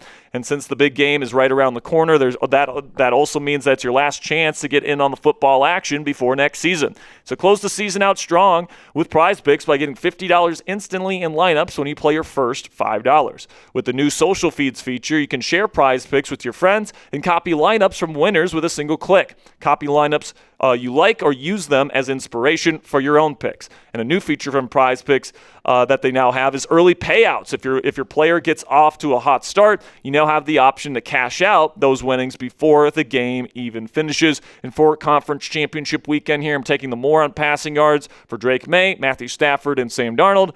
And sorry, Jared Stidham, I'm taking the less on your passing yards. But you guys can download the Prize Picks app today and use code CLNS. Get $50 in lineups after you play your first $5. That's code CLNS. Get $50 in lineups after you play your first $5 lineup on the Prize Picks app today. Prize Picks, it's good to be right. Now shifting over to Mel Kiper Jr.'s partner there at ESPN, Field Yates, and he has the Steelers taking another receiver here, only this time from USC, Makai Lemon. Now, Lemon is one of my favorite receivers in this class. Would be absolutely thrilled for him to be a Pittsburgh Steeler. So what Field Yates has to say about his pick. Besides DK Metcalf, the Steelers do not have a receiver that strikes fear into opposing offense or defenses. Pittsburgh is one of the 2 teams with fewer than 100 catches from wide receivers this season. Lemon could change that moving forward. The best way I can describe him, certified baller, as his average size, 5'11", 195 pounds, hasn't slowed him down in any way. We are in an era where dominant receivers don't come exclusively in the form of 6'3", 200-plus pound players with 4.4 speed. Lemon has one of the best catch radiuses I've studied over the past 3 classes, and he has dropped the ball only once in each of his 3 seasons. It would not shock me if he goes a few spots higher than this in April. So listen, man, like I said, I would be stoked to get Makai Lemon because I think he's a really complete wide receiver. I think he runs really great routes. I think he's awesome after the catch. Like Field Yates pointed out, he's got an awesome catch radius for a guy of his size. He can just make catches outside of his frame like no other. So, that's a quarterback's best friend, man, where you don't have to put it directly on him in order for it to be a catch. Like, that's a guy that you want to throw to on third downs, okay? And I think Makai Lemon would be an awesome Pittsburgh Steeler. Then also, it seems to be a pretty popular pick. Pro Football Focus's Trevor Sikkema and then also Todd McShay also project Makai Lemon to go to the Pittsburgh Steelers in round 1 in their most recent mock drafts.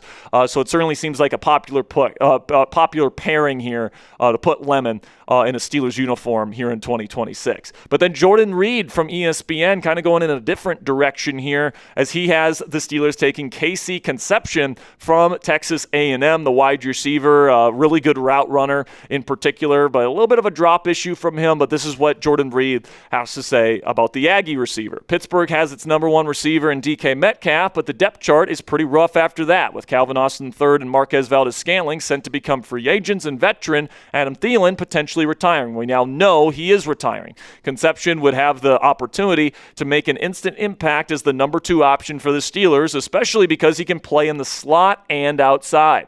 He is a gear shift route runner who can accelerate and decelerate to create separation in route stems, but Concepcion needs to be more consistent with his hands as he dropped 7 passes this season. And honestly, Concepcion reminds me a little bit of a guy in Deontay Johnson here that obviously was one of the best route runners in football, but as Steelers fans unfortunately know, had a little bit of a drop issue, all right, and had a little bit of a running backwards issue when running out in space and all those different things. So that concerns me a little bit, but if you need a one-on-one separator, and that was the main thing that the Steelers were missing in this offense last year, this dude can flat out separate. His acceleration and deceleration ability, his ability to put his foot in the ground and then just explode out of his break is awesome. He has to clean up the hands a bit, but this guy can certainly get open. That is his superpower. And then the only person that we're going to be talking about on today's show that didn't go wide receiver and instead went quarterback is Dane Brugler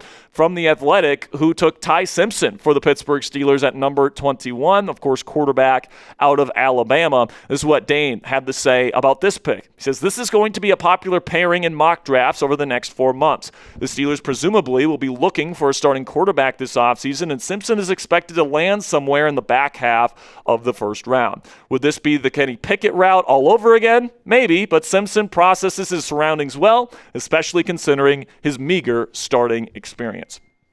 And, when you talk about a guy like Ty Simpson, a lot of people are comparing him to Kenny Pickett right now because the Steelers are drafting in a very similar spot to where they drafted Pickett. And, they think if they take Ty Simpson, it's going to be the Pickett mistake all over again. But honestly, guys, I wasn't that high on Kenny Pickett. I think I had him as my 5th ranked quarterback in that class. That was absolutely terrible. So I was not a big Kenny Pickett guy when he was coming out. And I'm way higher on Ty Simpson, man. Like, Ty has run an NFL offense there at Alabama. He was really, really efficient the first half of the season before he started having some back issues and some elbow issues and some stomach issues that are now well documented. And that player in the first half of the season, really was the first 3/4 of the season for Ty Simpson. He was the best quarterback in the nation. He just was. Kenny Pickett, I think, relied a lot on the prominence of a guy like Jordan Addison. That's not to say that Ty Simpson didn't have really good receivers at Alabama, but he went under center. You never see college quarterbacks go under center anymore. He ripped those intermediate digs over the middle of the field better than anybody in college football this year. That's huge for a McVay or Shanahan-style offense, which is why I think Simpson would actually be a really good fit for the Steelers, as long as the medicals check out with him. He's got a really strong arm. He's got good athleticism. He was considered a 5-star dual-threat quarterback coming out of high school, and he did make some plays with his legs at Alabama last year. When he was healthy, he went into Athens and beat Georgia in their building. He didn't have a run game this year. This guy completely carried the Alabama offense with a pro-style system and was one of, and showed an ability to operate that pro-style system over those first 3/4 of the year better than almost any college quarterback I've seen in a very, very long time. And I've been scouting quarterbacks for a little while now. So I think Simpson is a much better prospect for the Steelers than maybe some Steelers fans would like to admit, because he didn't have a great finish to his season this year. And because he didn't have a great finish, they don't want to draft him. But go turn on some of that tape from earlier in the season, man. This guy has as many high-quality NFL caliber throws as any quarterback in this class. And yes, that includes Fernando Mendoza, who ran a very RPO and screen-heavy offense. Simpson didn't have any of that. It was a pro-style system, and he operated it as well as any college quarterback I've seen in a while. So who's the better quarterback? Let me know down there in the comments section. Do you think Ty Simpson is the better quarterback, type TS, or do you think Will Howard is the better quarterback? First-round guy, sixth-round guy. Who's better? Let me know down there in the comments section, and please be honest with me. I know a lot of people are going to go Will Howard here, but I'm going to go Ty Simpson, man. I'm higher on Simpson than a lot of people right now, but I trust my eyes. I trust what the tape tells me, and I think Ty Simpson's got a pretty decent chance of being a good starting quarterback in the National Football League. But that'll be it for today's show, guys. I greatly appreciate your guys' support. Click that subscribe button if you haven't already. We got more Steelers draft coverage all throughout the offseason for you guys to enjoy. So if you don't want to miss a video, click that subscribe button right now. All right, man. There's going to be a lot of people on that video that pick Will Howard, a 6th-round pick, over a guy that's going to go in round 1 in Ty Simpson. But maybe that's a litmus test for ball knowledge there. But listen, man, it's nothing against Will Howard. It's just the film from Ohio State. If you compare Will Howard's film from Ohio State last year and Ty Simpson's from Alabama this year, it's not close. It just isn't, man. The college-y offense that he ran with Chip Kelly, the clean pockets he had the benefit of playing in, he didn't have that, or Ty Simpson didn't have that at Alabama this year. The 2 running backs, Travion Henderson and Quinshon Judkins to lead his run game, Jeremiah Smith and Emeka Egbuka receiver. I just feel like Will Howard gets way, way, way too much of the credit for the success of that Ohio State offense, especially because most of the throws he had were screens, checkdowns, or RPOs.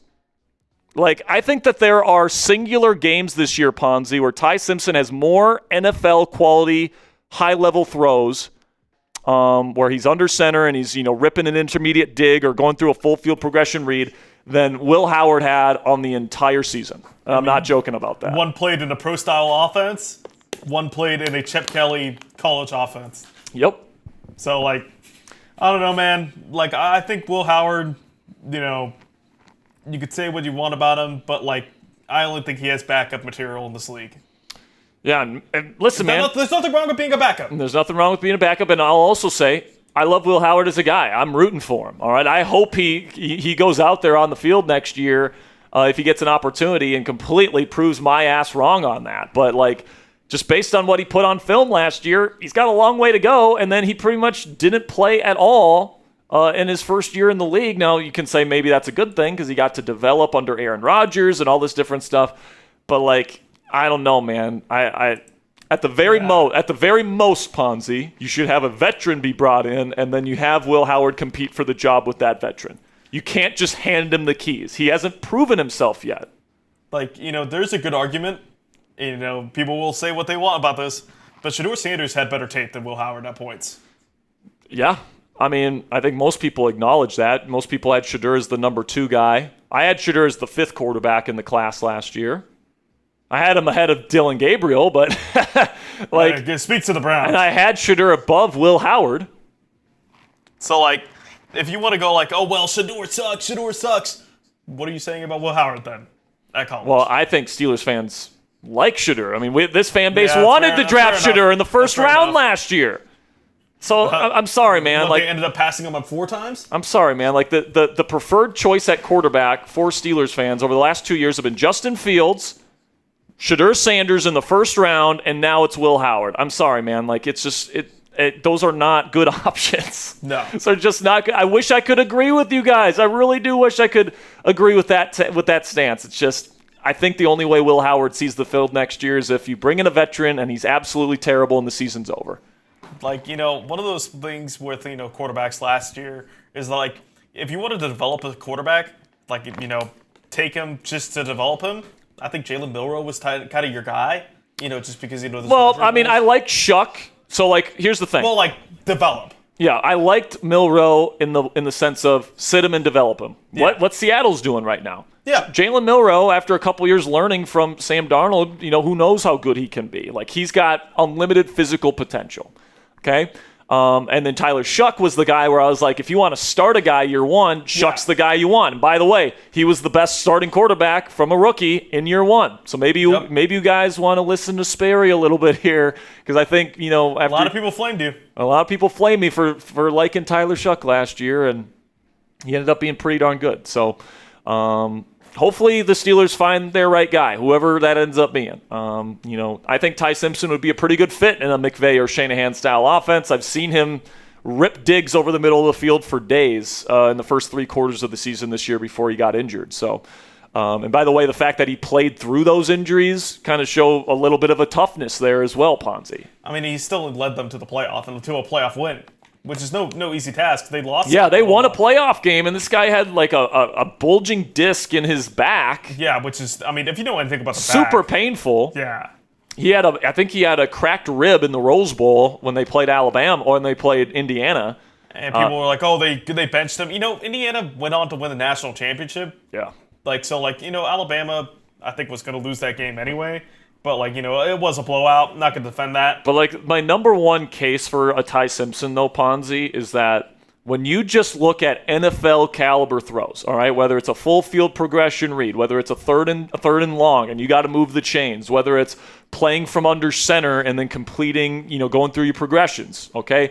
People don't understand. Playing under center versus playing in the shotgun, super different, all right? You got to turn your back to the quarterback. Then you have to turn your head, take pretty much like an instant mental snapshot of the defense, and then you have to know where to go with the football. Yep. Like some quarterbacks, it takes a long time to get that skill set, and sometimes it never develops. Look at Justin Fields, for example. Never really developed that skill set. Ty Simpson's already got that, all right? And I don't care if he hasn't played that many games because he shows maturity in the way he plays the position. He already looks like an NFL quarterback on film for most of this season. And in the games where he doesn't look like an NFL quarterback, he's injured. And he's playing through that, and it's probably really painful. And, listen, I get it. No explanations, no excuses, yada, yada, yada. But, if you have all the stuff that he was dealing with the burris in his elbow and the disc issue in his back, and then he had the stomach lining issues, and then you put on top of that a hanging rib, that is a lot to deal with, man, especially for a rotational athlete playing a physical sport. I don't know, man. I have a feeling about Ty Simpson, man. It's just one of those feelings. And, I think, one of those things about Simpson, and the last thing I'll leave about it, is that, you look at, from a college football perspective, what he did against Georgia, that was one of the most impressive efforts, if not one of the best quarterback efforts in, college football this season. Yeah. And, I think the one thing you can't take away from him is that the defenses that he played are at the top of the top. SEC defenses are just the best.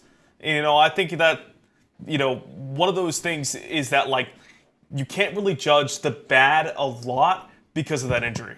And that injury is very severe. I'm very surprised he even played. And by the way, that's my biggest concern with him is is he healthy? My biggest concern with Ty Simpson is is this back issue going to be a long-term thing? Is this elbow issue going to be a long-term thing? And if it is, I'm not drafting him, or at least I'm not drafting him in the first round. But if he gets a clean bill of health, I know what good, pro-ready quarterback film looks like on tape, and Ty Simpson had that for most of this season, and I'm willing to take literally the dozens of NFL quality reps that he had on film this year in the SEC, and I'm willing to spend a first-round pick on that, especially if I'm a team like the Pittsburgh Steelers that's desperate for a quarterback. Yep. Desperate for one. All right, especially if you're bringing in Geno Smith, who may or may not get to the end of the season as your starter, you might need somebody to step in and be a potential long-term starting quarterback option for you. I think I don't know how much I would trade up to get him, but if he falls to 21 and he has a clean bill of health, I'm probably putting the card in for Ty Simpson. That's just my personal opinion. Because there's a lot of good receivers in this class too, Ponzi. People are saying, what about receiver? What about receiver? Get one in round 2. Brazel might fall to round 2. I think he might be an early round 2 guy, but you could trade up. Yeah, and you could also trade up. You got multiple draft picks. Yeah. You package your second and maybe one of your third-round picks. And maybe Jordan Addison's apparently, trade conversations right now. Yeah, there's a lot of different things that you could do. If you think Ty Simpson is your future franchise quarterback, go get him. That would be my recommendation to the Steelers. But if he's not, then, you can go with a Kyler Murray or a Geno Smith or go with Aaron Rodgers for another season and, go with that. But, I don't know, man. I just have a feeling about Ty Simpson. Yeah. $5 from Andrew Longoria says, when looking at Shula, Flores, and Weaver, who do you trust to hire and who and knows they would be being – I just don't know. There's a lot of – being Fung? Who would bring in the best – who would hire the best staff for the team? Listen, man, when it comes to those three, I actually would be very happy with all three of them. I would. I think Shula's got an awesome resume. I think you could bring in a good OC. If you feel good about him as the person, which I think is the thing that the Steelers should definitely be doing their research on right now, if they like him as a guy and they like him as a leader and they think he can lead this organization, I'd be happy with Shula. You guys know, if you've been watching the channel, that I like Flores. And then Weaver, I think, could be this team's version of Dan Campbell. People talk about Anthony Weaver the same way they talk about Dan Campbell, man. So, I think all three of them can build good staffs. I think all three of them would do a good job, and I'd be excited to, watch this football team coached by all three men. So I don't think you can go wrong with those three right there, Andrew. $2 from Country Gentleman Bill. Appreciate you, my friend, Mr. Bill, with a 2. $5 from Michelle West says, I would prefer Flores or Weaver for head coach, but I want Scheelhaase as OC. Do you think Nate would come be OC without Schula? It's possible, but it sounds like a bunch of teams want Scheelhaase for OC. So my guess is he's going to combine with a McVay guy, whoever that ends up being. And honestly, if Schula gets a head coaching job anywhere, I would say Scheelhaase is probably the pick for him. Just my gut feeling. It sounds like Cleveland might be another team that might think about bringing him in as OC. It kind of sounds like what Cleveland wants to do is hire Schwartz as the next head coach, but then bring in either Scheelhaase or Grant Udinski as OC. It kind of seems like that's what they want to do. I think I've heard a lot of Udinski chatter for them. Mm-hmm. And I think, whatever they hire, they're going to keep Schwartz in some fashion. That's if he wants to. Yeah. He can leave if he wants. That is a good point. But he's not under contract anymore. So, Schwartz would not be a bad hire for DC if he had an offensive-minded guy, by the way. Yeah, exactly. I would if you can bring in Flores and have Scheelhaase as your OC, that would be almost like the best schematic duo for me, Ponzi, because you're getting that McVay-style offense with the guy that a lot of people are saying is the next head coach from this tree at OC, and then you have Flores, who is a mastermind defensive mind, maybe the best defensive mind in all of football, as your head coach. Now, obviously, you would run the risk of Scheelhaase leaving for a head coaching job down the road, but, at least in the short term, that would be the best case scenario. Another one here, is that right? Michelle with another 5 says that the only way I would kind of be okay with McCarthy is for OC under head coach Scheelhaase to help Nate with the head coaching experience. Yeah, I don't think McCarthy, after 18 years of being a head coach, is going to want to be an offensive coordinator, especially under a 35-year-old or however young Scheelhaase is. And honestly, I don't know if Scheelhaase would want to have McCarthy as his OC. They run completely different offenses. So, I'm not really that excited about a potential McCarthy hire, but Unfortunately, it sounds like that does sound like it's a legitimate possibility because the team probably wants Rodgers back, and the best way to pitch Rodgers to come back is to have McCarthy at head coach. So I hope they go in a different direction, though. $2 from Brian says, the blasphemy. Imagine if Simpson was on OSU. LOL. Well, I mean, if Simpson played for Ohio State and he had the same amount of under center reps and, they ran a pro style offense and all these different things and, didn't have a run game, like it wouldn't matter, but the comparison I'm guessing with Brian here is Will Howard. And Will Howard had a run game. He had an excellent offensive line. Simpson didn't have either of those things. Did Simpson have some good receivers? Yeah, Ryan Williams is a good receiver. Jeremy Bernard's a good receiver. He had some good weapons to throw too, absolutely. But if you're comparing supporting cast between Alabama and Ohio State, it's not even close. And Simpson, was better statistically and efficiently. So I do think Simpson is the better QB prospect, but that's not anything personal against Will or Ohio State or anything like that. And by the way, if Simpson was on Ohio State this year, do they win the national championship? Good. You could argue they could. If he doesn't get injured. Julian's saying... I'll tell you what, man. If Simpson was on Indiana this year and he had that run game and he had that many easy throws as Mendoza had throughout the year, I think Simpson would have. I think Simpson would have been, where Mendoza's at right now. I would argue, if you put Simpson on last year's roster and he's draft eligible last year, I think Simpson might have been top 5 pick. And also, with Mendoza, if Mendoza was playing for Alabama, does he become a top 1 pick? If you have Mendoza and he has no run game like Alabama had this year, if he doesn't have great pass protection, okay.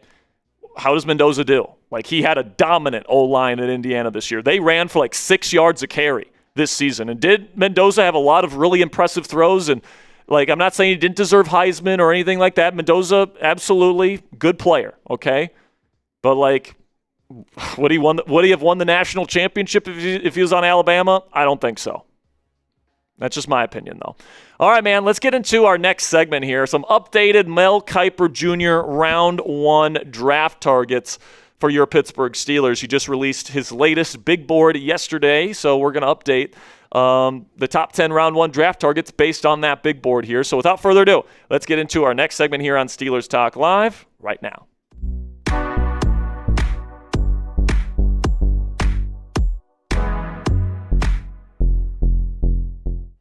Welcome into Steelers Talk. I'm your host, Jack Sperry, and on today's show, we're going to be talking about ESPN NFL Draft Insider and analyst Mel Kiper Jr.'s updated list of the top 10 Round 1 draft targets for the Pittsburgh Steelers. He just updated his big board earlier this week, so we're going to get you guys the latest top 10 from Mr. Kiper here today. But before we get into the content, make sure you guys click that subscribe button because we have in-depth draft content for the Pittsburgh Steelers pretty much every single day leading up to the NFL Draft, of course, being held in Pittsburgh this year. So if you guys want in-depth prospect analysis on all the top guys the Steelers are looking at, positional rankings at all the top positions of need, Day 1, Day 2, and Day 3 draft targets at all of those positions. Also, pre-draft visit trackers for the Senior Bowl, for the Combine, and for top 30 visits. Then we get to 7-round mock drafts every single week on this channel. It's all 100% free, guys. You're not going to get more NFL draft content anywhere else here on YouTube when it comes to the Pittsburgh Steelers. So make sure you guys click that subscribe button if you haven't already.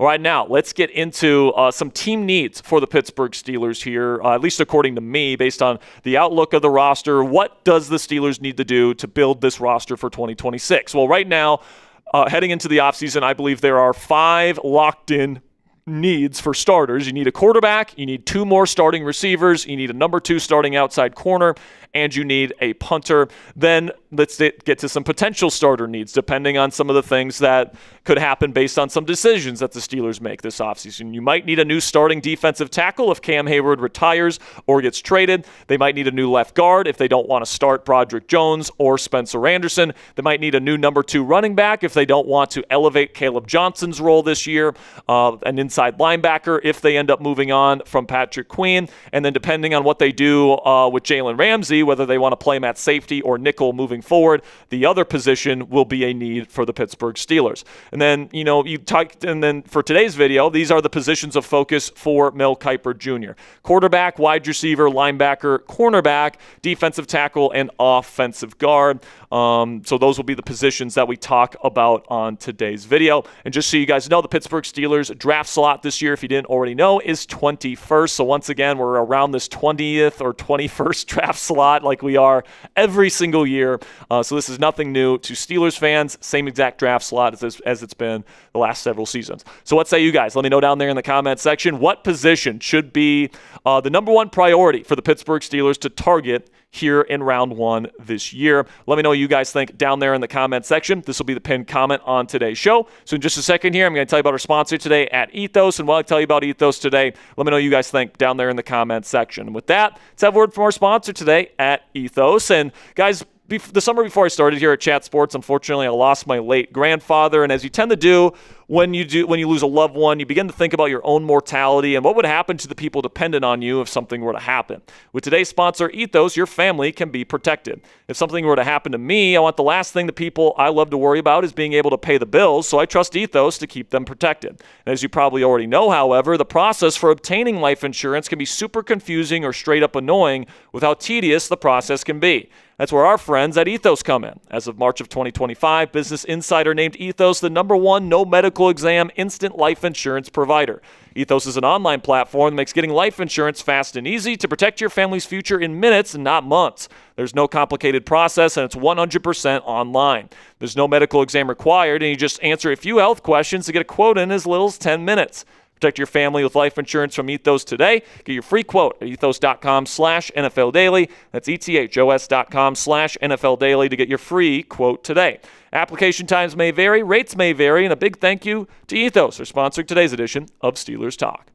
Now, Kiper starts his list off here with the number 25 player on his big board, quarterback out of Alabama, Ty Simpson. And yes, I do believe Simpson will be going in round one. I think the quarterback demand in the NFL is too high for him not to go in the first round. I know some people don't think he's a first-round talent or anything like that.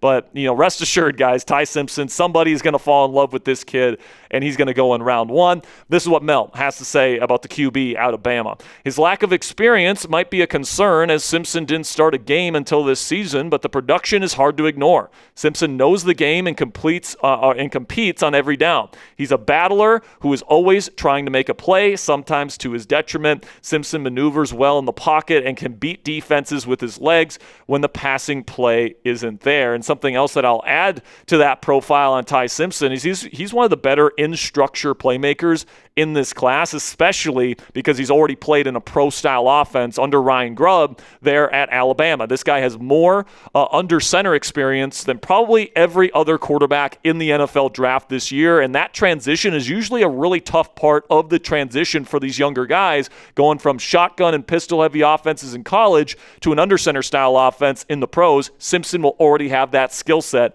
down pat. And personally, guys, I'm just going to let you guys know, I know a lot of people are lower on Simpson because of the way Alabama's season ended, but I'm higher on him, all right? I think that most of the film from this past season is excellent, all right? Like his ability to go under center, turn his back to the defense, snap his head around, take that mental snapshot, and then get the ball out on time and in rhythm is as good as I've seen from a college quarterback in a while, all right? Like his ability to do that is going to be a skill set that NFL teams cherish because a lot of the top offenses nowadays are like Shanahan or McVay or Ben Johnson style offenses where it's a lot of under center stuff.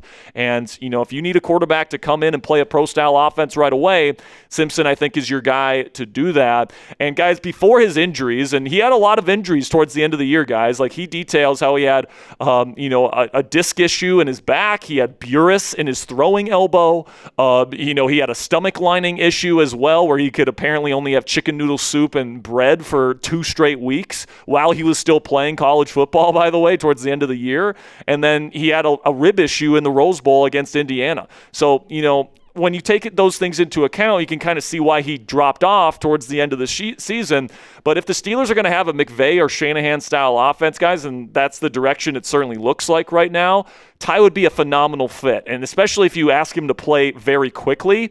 Like if you're asking, one of these other guys that have pretty much played in exclusively, shotgun or pistol style college offenses to go under center and, go through a full field progression read while turning your back to the defense, they're probably not going to do it at a very high level. If anybody has a chance of doing that at a high level in year one, it's going to be Ty Simpson, who, by the way, was a 5-star athlete with a really good arm, can run around really, really well. He's got some pretty decent pocket presence, and, he had the efficiency and the numbers that he had in the SEC this year without a run game and without really great protection at offensive line either. Now, he did have some good weapons at Alabama, but his ability to read out a defense, man, it looks like an NFL quarterback on film, okay? It does in a pro-style offense. So that is something I think NFL teams are going to see when they go through the film on this guy, and he's probably going to go a lot higher than I think a lot of people that watch college football and saw Alabama kind of crumble at the end of the year think at this point. So let me know what you guys think down there in the comment section. Would you be okay taking Ty Simpson in round 1 this year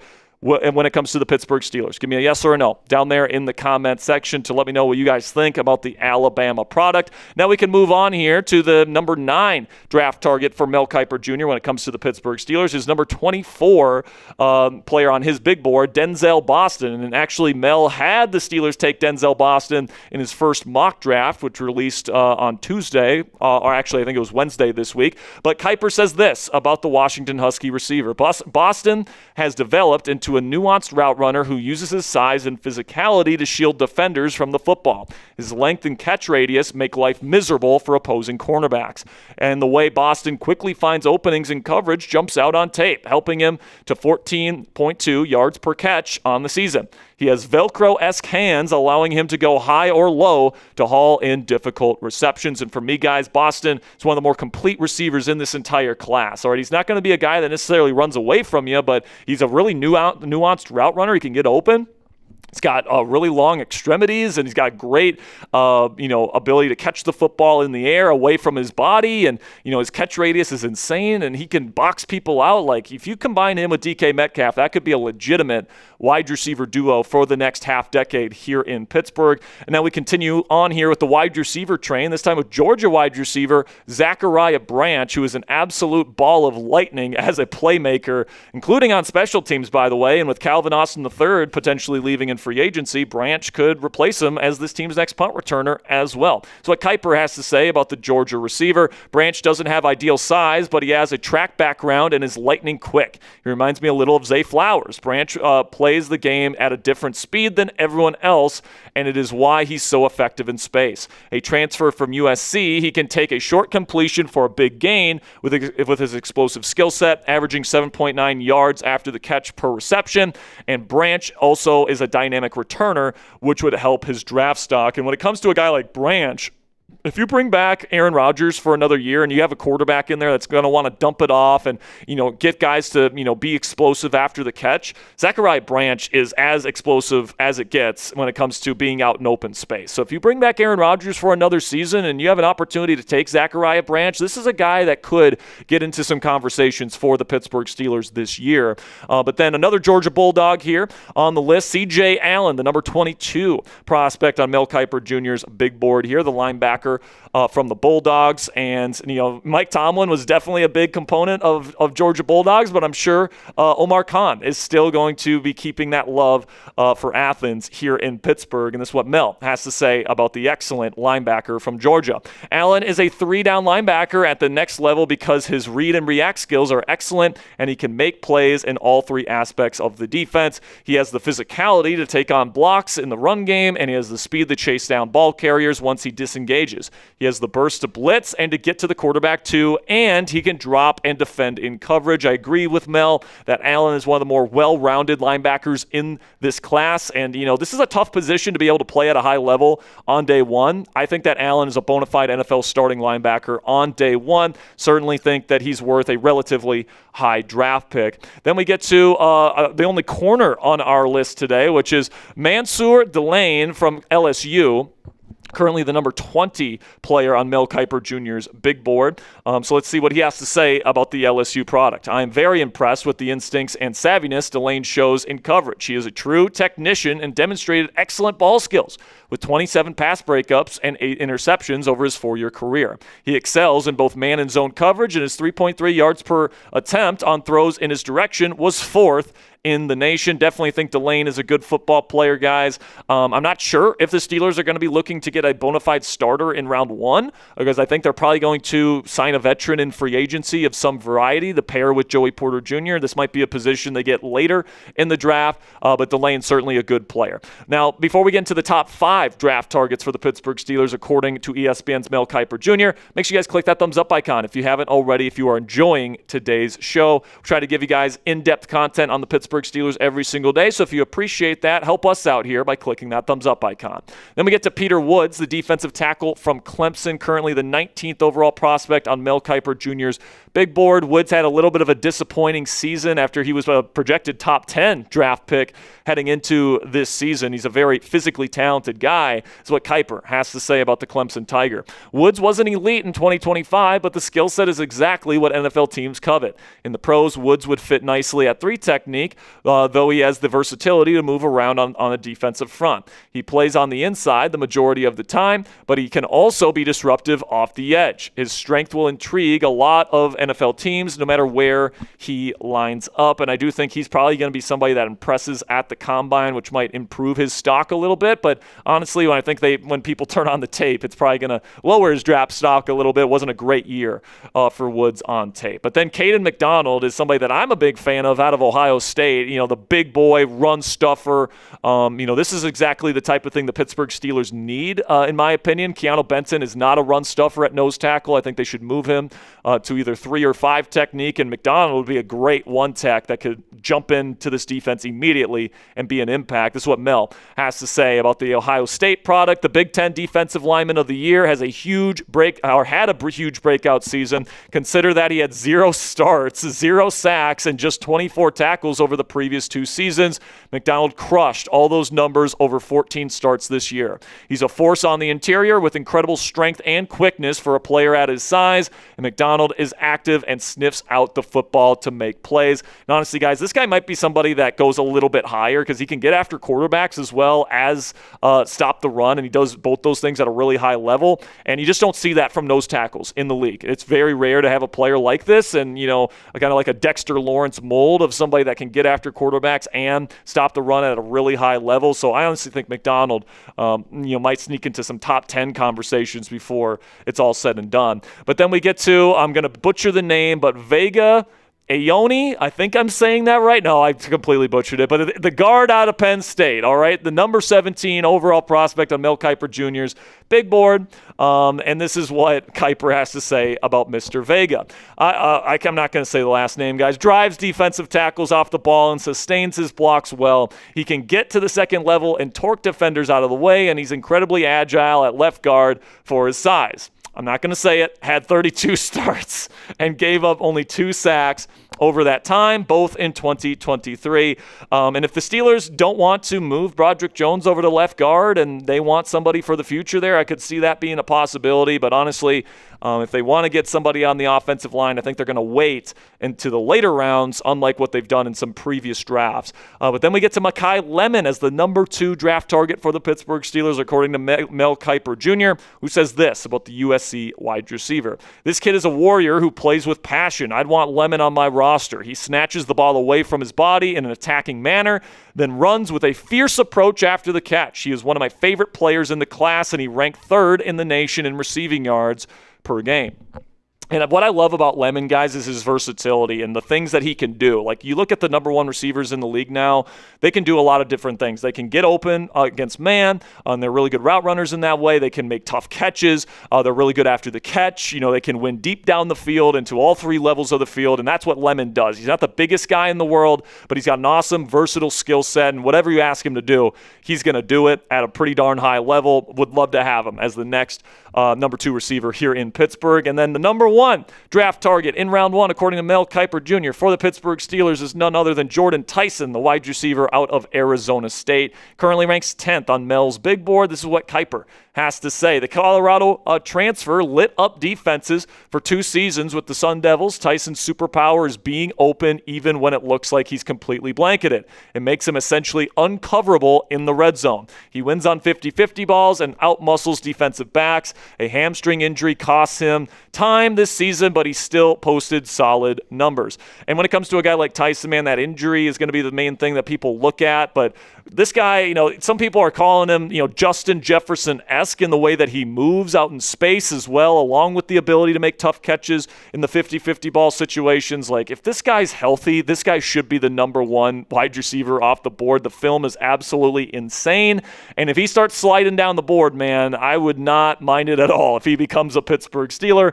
But at this point, I do think it's pretty unlikely because I think he probably goes top 10. But who's your guy? Let me know down there in the comment section. Who do you want the Steelers to draft in round 1 this year? Are you a Ty Simpson guy? Do you want Mekhi Lemon? Do you want Denzel Boston? Do you want somebody else? Let me know what you guys think down there in the comment section. And that'll be it for today's edition of Steelers Talk by Chat Sports. Thank you guys for joining me here this afternoon. And until next time, guys, here we go, Steelers.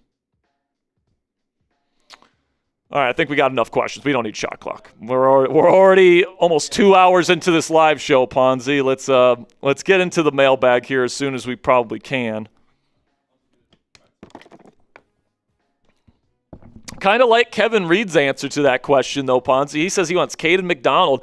I would kind of love that pick. You go your first 2 years under Omar Khan, you go back-to-back years at offensive tackle.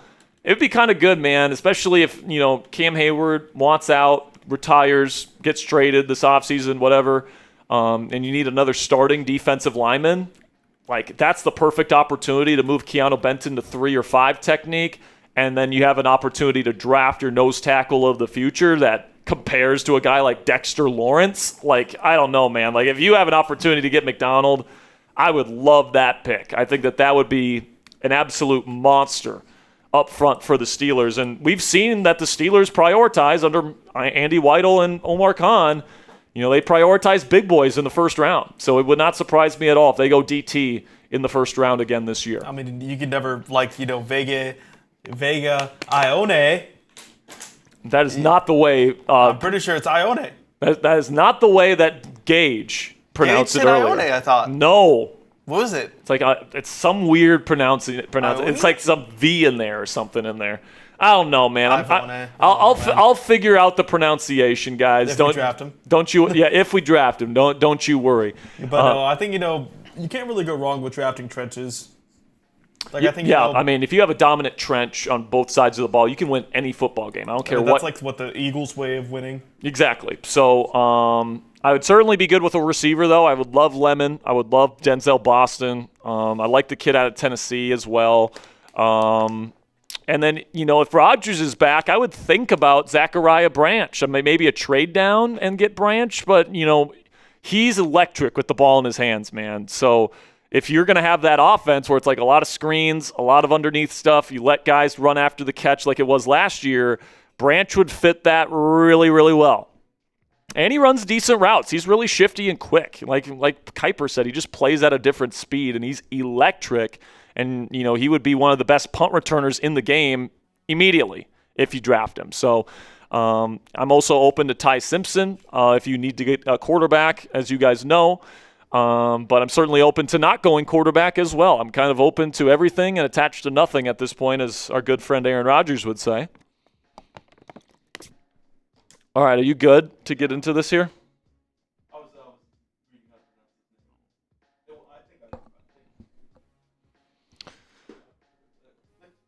All right, let's get into our mailbag here, guys. Thank you so much for all of your questions. We'll get to as many as we can. I think we have maybe a couple, probably too many Super Chat questions to be able to get to all of them.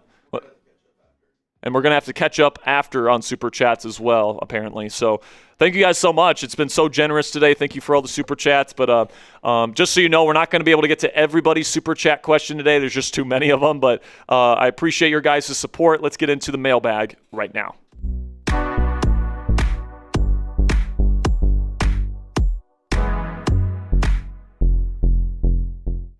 It's my favorite segment of the week. It is the Pittsburgh Steelers Talk mailbag, where I answer your questions on the black and gold here.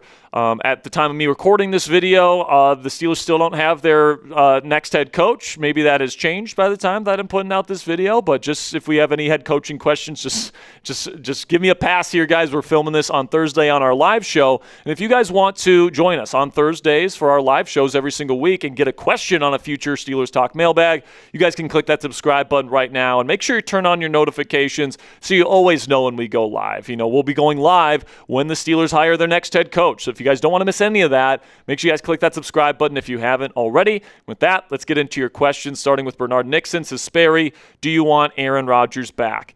Listen, man, this is how I'll answer this question. I think Aaron Rodgers, he's got a limited skill set at this point in his career.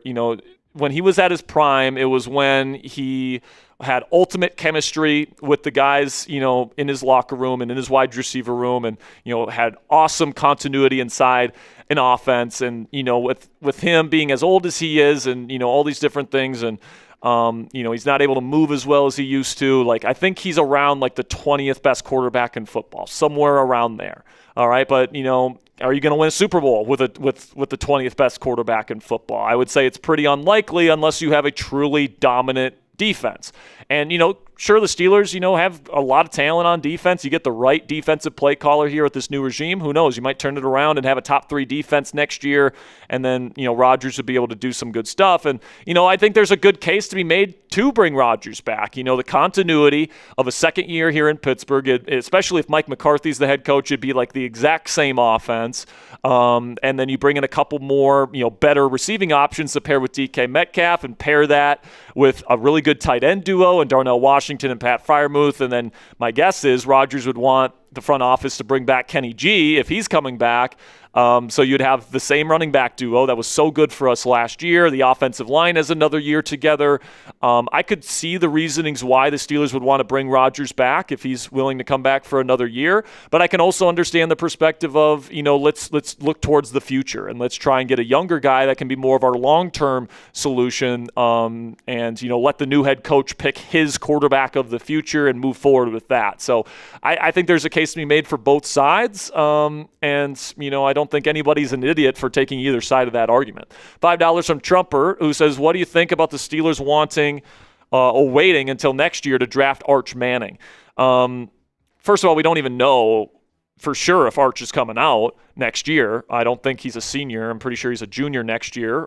So he could come back for another year. And as we've seen with guys, a lot of these guys that are going back to school this year, if Arch doesn't have a phenomenal season, he could go back to school. So to just, have the plan to suck and then draft Arch Manning, I don't like that plan at all. Also, the numbers bear out that most teams that win Super Bowls don't get their quarterbacks that win those Super Bowls by using a draft pick in the top 10, that's their own pick without trading up, to draft a quarterback. And the reason for that is that teams drafting in the top 10 usually don't have the infrastructure for that young quarterback to have success in. And they end up moving on and all these different things. And they end up going to other places and have success, like Baker and Sam Darnold and Geno Smith and all these guys that, had success at other places. Matthew Stafford is another guy like that. But, I think Arch Manning is a really good, college quarterback, and it's probably going to end up being a high draft pick at some point. But, I don't think the Steelers should be positioning themselves in 2026 with the intention of drafting any quarterback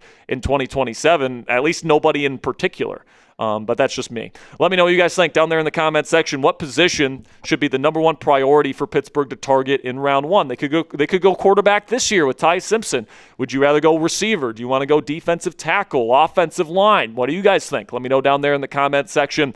For today's pinned question, in just a second here, I'm going to tell you about our sponsor today at Prize Picks. While I tell you about our sponsor today, let me know which position is the number one priority for you in the NFL draft for the Steelers. And now let's have a word from our sponsor today at Prize Picks. And guys, the big game in Santa Clara is almost here, and there's no better way to cash in during America's biggest sporting event than with Prize Picks, where it always feels good to be right. And since the big game is right around the corner, that also means it's your last chance to get into the football action before next season. So close the season out right with Prize Picks by getting $50 instantly in lineups when you play your first $5. With the new social feeds feature, you can share Prize Picks with your friends and copy lineups from winners with a single click. Copy lineups you like or use them as inspiration for your own picks. And a new feature from Prize Picks now has early payouts. If your player gets off to a hot start, you now have the option to cash out those winnings before the game even finishes. So for conference championship weekend here, taking the more on passing yards for Drake May, Matthew Stafford, and Sam Darnold. Sorry, Jarrett Stidham, I got you with the less on the passing yards. But download the Prize Picks app today. Use code CLNS to get $50 in lineups after you play your first $5 lineup. That's code CLNS to get $50 in lineups after you play your first $5 lineup. Prize Picks, it's good to be right. All right, next question here coming in from Taco Man says, what about drafting Lemon, trading for A.J. Brown, let CA3 go, pick up Sam Howell, and let him and Howard sort it out? Howell had okay percentage but took sacks. He also threw a lot of interceptions, man. Listen, this would be a situation, Taco Man, where we would have a 5th-round pick and a 6th-round pick quarterback duking it out for the starting quarterback position of the Pittsburgh Steelers. I'm sorry, man. That doesn't sound like a good plan to me. Sam Howell, whenever he's gotten an opportunity to play, has not been good at all in the National Football League. He was so bad in Washington that gave them the opportunity to take Jaden Daniels. And Howard, is a 6th-round pick that was also drafted on day 3 for a reason, and he's super inconsistent. And I just don't think he would have a lot of success in the NFL where, he doesn't have every single advantage possible with the better O-line and the better running backs and the better wide receivers to just dominate opposing teams like he could in college with Ohio State. I just don't think he's somebody that can elevate an offense. Don't think Howell is that guy either. I think, there's a lot of better options out there than those two quarterbacks, frankly. $5 from Justin Yankuski says, do you think any Steelers players are asked their thoughts on coaches? If anybody was asked anything, it's probably Aaron Rodgers. Just thinking of like, oh, okay, Aaron, if you decide to come back, is there a head coach that you would like to play for? Something like that. Now, I don't think the Steelers did that, but it certainly seems like they're considering Mike McCarthy with the idea of bringing back Aaron Rodgers. So, it certainly seems like the team, has Aaron in mind with their next head coach. And, if they really want Rodgers back and they want to put the best pitch together for him to return in 2026, it would be with McCarthy at head coach. It wouldn't be who I hire. I would rather start fresh with a new quarterback and with a younger, modern head coach and a new staff. But I could certainly see this team going down the McCarthy path, and that's probably the one I would least like to see here in Pittsburgh. So what say you guys? Click that thumbs up icon if you haven't already. If you are a real one, if you love the Pittsburgh Steelers and you appreciate the social interaction we have with you guys here on the mailbag every single week, click that thumbs up icon. I greatly appreciate it. $5 here from Robert Locks, his best guess when we will have a head coach. Well, who knows if we have one by now? By the time I put this video out, it's possible we have one. And I guess maybe if I put it out, we don't have a head coach. But I would say probably mid next week. All right, you'll have the opportunity to talk with Scheelhaase and Schula, and even if the Rams are going to the Super Bowl, you can kind of leak it out there. We intend to hire Chris Shula as our next head coach or whoever it is. But I think we'll probably know who the next head coach will be at some point next week. $5 from Luke Wilcox says, I would love to see Grant Udinski be the head coach with a Flores-type DC. Udinski knows ball, though I'm not sure why he's not on the interview list. Yeah, man, he's never called plays. And he's 30 years old. So, at least with McVay, when he was 30, he had, I think, a season and a half, at least, of play calling experience before he got that Rams job, at least 1 year of play calling experience. Udinski doesn't have that yet. And I think teams are really, really skeptical of hiring a head coach that's never called plays. Now, maybe, Cleveland, who looks like they might be gearing up for a big swing at head coach, might think about doing it because everybody else doesn't want that job. But, for the Steelers, a team that probably wants a little bit more stability, probably doesn't consider Udinski, a big-time type of, candidate. But that's the best answer I can give you. But then again, they're interviewing Nate Scheelhaase and Clay Kubiak, who don't call plays for their respective teams. So I don't have a solid answer for you why Udinski didn't get an interview. $5 from Justin Yankuski says, who would be your top 2 trade targets and free agent targets at wide receiver? A.J. Brown and Jordan Addison are 2 of the really fun ones on the trade market. If either of those, get, put out there and they're available, would be really fun here in Pittsburgh. Obviously, Addison won the Biletnikoff in college with the Pitt Panthers. With Kenny Pickett throwing him the football, it'd be great for him to return to Pittsburgh. And A.J. Brown obviously played with DK Metcalf, and he would combine with Metcalf to probably form the best wide receiver duo in the league if we trade for him. So those are 2 fun ones. In terms of free agents, Romeo Doubs is definitely one to consider if you're bringing back Aaron Rodgers. But honestly, there's a bunch of different types of receivers, and I need to know what our offensive scheme is going to be before I give you a good answer as to which wide receivers we bring in free agency. So I wish I had a better answer for you, Justin. But until I know the scheme that we run, not a ton of great answers there. $2 from Bodie Irwin says, who's your number 1 candidate for head coach? Personally, I would love Brian Flores. I know a lot of people are kind of stuck in the past with him because he had a head coaching job in Miami and he got fired. People say that he did a terrible job, though, but I think he, overperformed expectations in every season there in Miami, where he got 7 wins with a team that he claims was actively trying to lose games. He claims that Stephen Ross offered him $100,000 in a bonus for every game they lost. They ended up winning 7 games with that roster. It's pretty impressive. And then they won 10 games with Ryan Fitzpatrick as their starter the next year. And then they won 9 games, including I think they won their last 5 or 6 with rookie Tua. In his final year in Miami, and they still fired him. So I think Flores actually did a better job in Miami than people give him credit for. But he was certainly a tyrant in Miami. That's really all he really knew at that point. His first 15 years were spent under Belichick's boot in New England. So that's how he kind of thought every team in the NFL ran their business. But then he goes to work for Mike Tomlin and Kevin O'Connell, and I think he's learned that you don't have to be a dictator to be a successful head coach. I think Flores is the equivalent of a Kyle Shanahan or Ben Johnson or Sean McVay on the defensive side of the ball. I think he's that brilliant. He's always on the cutting edge of defensive schemes and all that different stuff. His defense in Minnesota has been the best defense in football the last 2 years, according to EPA per play, and that's with less defensive talent, in my opinion, than what he would have here in Pittsburgh. I also think he would hire a competent offensive coordinator. And he also has instant credibility here in Pittsburgh. I mean, I got reasons upon reasons why I like Brian Flores the most. But with that being said, with the guys that they're talking to at this point, Anthony Weaver, Chris Shula, Nate Scheelhaase, I think any of those guys would be really good hires as well. The one that, is still in the running at the time of me recording this video that I don't want is Mike McCarthy, and even then I can understand the reasons why the team would hire a guy like that. So what say you guys? Let me know down there in the comment section. Who do you guys want as the next head coach? I'm sure most of you guys want Chris Shula. Got no problem with that. I would love Chris Shula to be the next head coach of the Pittsburgh Steelers as well. I do think Flores beats him out, at least in terms of my rankings, by a hair, but Chris Shula I think would be an excellent hire as well. Let me know what you guys think down there in the comment section. And that'll be it for this week's mailbag here on Steelers Talk. Hopefully by the time that we're recording our next mailbag next week, we have our next head coach, and I can start answering some more specific questions here on scheme and targets and free agency and trade and draft and all that stuff. Can't wait for that to happen, guys. So make sure you click that subscribe button if you haven't already. Until next time, guys, here we go, Steelers. All right, we'll catch up on some super chats and we'll get out of here. $2 from Bernard Nixon says, did you hear what D.O. said today? Is that supposed to be Debo? I have no idea what you're talking about, Bernard. If you want to send in another one, we'll put it up.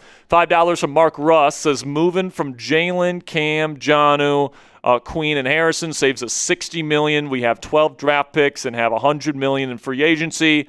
Why would we not do this? Well, I think that they're going to keep Jalen. Because especially because if you run like a McDonald-style defense or any of these big nickel-style defenses that you see around the league, having a legit big nickel is really important. And honestly, you don't save that much. I think you're probably using the over-the-cap figures there, Mark. Over the Cap has it wrong, okay? They didn't adjust Jalen Ramsey's contract when the Steelers restructured it, okay? So the actual savings on Jalen Ramsey, if you cut him, is like $4 million, and it's not that much. It's still like a $17 or something million cap hit, but I think that's worth it for somebody that I still consider to be a really good big nickel player. So I don't think they move on from Jalen. Cam, I think it depends on if he retires or asks for a trade. I think either of those are possible, and then you would save that money. I would definitely cut Jonnu. Malik Harrison. I mean, Malik played pretty well for this defense this year, but he's so bad in pass coverage. We'll see what happens there. And then Queen, I can see a case to be made for Queen to stay, because if you run a McDonald-style defense, he was an all-pro in a McDonald defense. So, he knows that system very well. He's still an awesome athlete, but plain simply, he was not good for the Steelers these last 2 years. And he's slated to have, what is it, Ponzi? Like a $17 million cap hit or something this year. And you can save $13.3 million by letting him go. I don't know, man. That contract, he just hasn't played well enough this last season to justify, taking up, 13 or saving 13. It's 17 total of, the Steelers cap. But, yeah. I think Harrison, I would be okay with, as long as he's not starting. I think rotational rundowns. Yeah. I think Harrison's fine as a Landon Roberts early down role type of guy, but... And obviously it depends on what scheme you bring in as well, right? So rest assured, Mark, they're going to make moves to give us some more cap space here, and it might even approach $100 million. We're just going to have to see on the restructures and the cuts and the trades that they make. And obviously if they do that, they can build this roster a little bit more in the image of the new head coach, which would be a positive for sure. $2 from Bernard. Says the players want A-Rod back. And I think we talked about this on the show this week, Bernard. I think it was Brooke Pryor reported it, where everybody on the roster wants him back. So do you do what the players want, or do you say no? The adults are talking here. We're going to move in a new direction, and that's kind of the discussion we're having here. And if you want to bring Rodgers back, and if that's the plan, then that would put you in the direction of Mike McCarthy as head coach. I think, Mike McCarthy with Rodgers is probably the pairing that makes the most sense. I don't think he played under Shula. I think you look at all the other guys, all the other candidates that they're talking to right now, I don't think Rodgers plays for any of them. No. The only one he plays for is for McCarthy. So if you want Aaron Rodgers back, by default, I think you want Mike McCarthy to be the head coach. Yeah. And personally, I don't want Mike McCarthy to be the head coach, so I guess by proxy, I would like to move in a different direction at quarterback, but I think Aaron is still a decent starting quarterback in this league, and if they decided to go that route, I would understand it. And I understand why the players want him back too. So I'll just leave it there. $2 from Lord Buddy Bear says Mendoza is going to look good in silver and black. It's going to be an interesting look, though, Ponzi. This Catholic goody two-shoes kid playing for, the team whose motto was, if you're not cheating, you're not trying. I will say, he will sell a lot of jerseys. He will sell a lot of jerseys. I'm just going to warn you, Lord Buddy Bear. It's probably going to be a transition for him. There's going to be bumps in the road. It might take a year or two. This might take. I think Mendoza has a lot of potential, but the thing is, he's going to be going from a very college-esque offense where he's running a lot of screens and RPOs, and he's going to have to learn how to take snaps from under center. He's going to have to learn under center footwork, and he's going to have to do all that by being added to one of the worst rosters in football. And he's going to have to do that while adjusting to NFL defenses and the speed of NFL defenses. It's going to be a lot for Mendoza, man. So I'm just going to tell you, it's probably going to be a little bit of a process. But Mendoza, there's no doubt about it. He's got the arm talent. He's got the heart of a champion. All those different things. I just think if Raiders fans are expecting Mendoza to be amazing immediately, I would temper those expectations. And I think it's going to take a year or two before he really starts showing any sort of long-term promise for that team. And, honestly, one thing that I've been hearing a lot, and, I looked at it too, where looking at his Cal tape is a little bit better if you want to get more of a picture of what he's going to do in terms of less RPO, less college-y stuff. And he lost a lot of games at Cal. Cal was the worst roster. But, like, Yeah, sure. it's just one of those things where it's like Indiana tape is going to be really hard to come by. Obviously, NFL throws are NFL throws, but, like, Yeah, and Mendoza showed a lot of good flashes. Like, they didn't come very often, but, like, he did show NFL quality throws I would say, at least a few a game. When he was allowed to, go drop back pass and do that stuff, he was really, really good at that stuff. So I think Mendoza, is a good pick at number 1 overall. I just think it might take a little bit of time for him to adjust to the NFL game. $10 from Zenu says O-line, O-line, O-line. I mean, our O-line is doing pretty good right now, man. Just need left guard, left guard, left guard. I mean, I would say just left guard, left guard, left guard at this point. Dylan Cook looked good. He's under contract for like nothing next year. I think he's your starting left tackle. Obviously, you have Frazier, you have McCormick, you have Fautanu. All those guys are starters next year. You just got to figure out what you're going to do at left guard, whether that's bringing back Sayamalu if you're doing a win now type of thing, whether that's moving Broderick inside. I think really like that. I like that idea. I think Broderick might be a good guard. And then, if they want to go with Spencer Anderson, if you want to bring in somebody else in free agency, if you want to draft somebody, you got options at left guard for sure. But I think the O-line is actually in a pretty good spot at this point. Honestly, like one of those things with Broderick that I really like about moving him to left guard is that like you could finally see if you have something else in him, and then you can move on. Like, Vega is good. I do think the guard class is pretty good. Yeah, guard is very good this year. But like, I mean, worst comes to worst. Like, you could see what you have in Broderick. If he's bad at left guard, Spencer Anderson or Isaac Sayamalu, bring him in on a 1-year deal again. But like, I don't know, man. I feel like spending a first round pick on guard, I'd rather spend it on D tackle. Yeah, don't disagree. $2 from Paul says promote Weidel to GM, Khan to president of football ops. It's not going to happen, but I guess you can throw that out there as an idea. Jagger with a 2 says ETA on my jersey. I don't know. I'm going to have to look into that, Jagger. I was going to look at the jersey stuff tomorrow. So if you want to send me an email, if you haven't already, send me an email with your information. I'll get back to you. All right. Is that it? All right, that's it, man. Cassie, I know you're watching. You can go ahead and eat dinner without me if you want. I know you're hungry.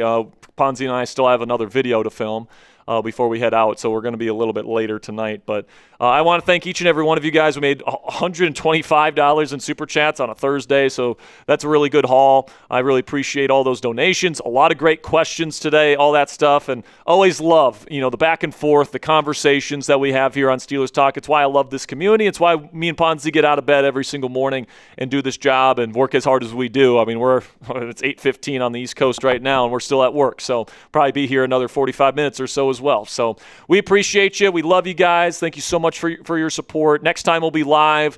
Will either be when we hire our next head coach or next Monday. So make sure you guys click that subscribe button for the very latest here on Steelers Talk. And until next time, guys, here we go, Steelers.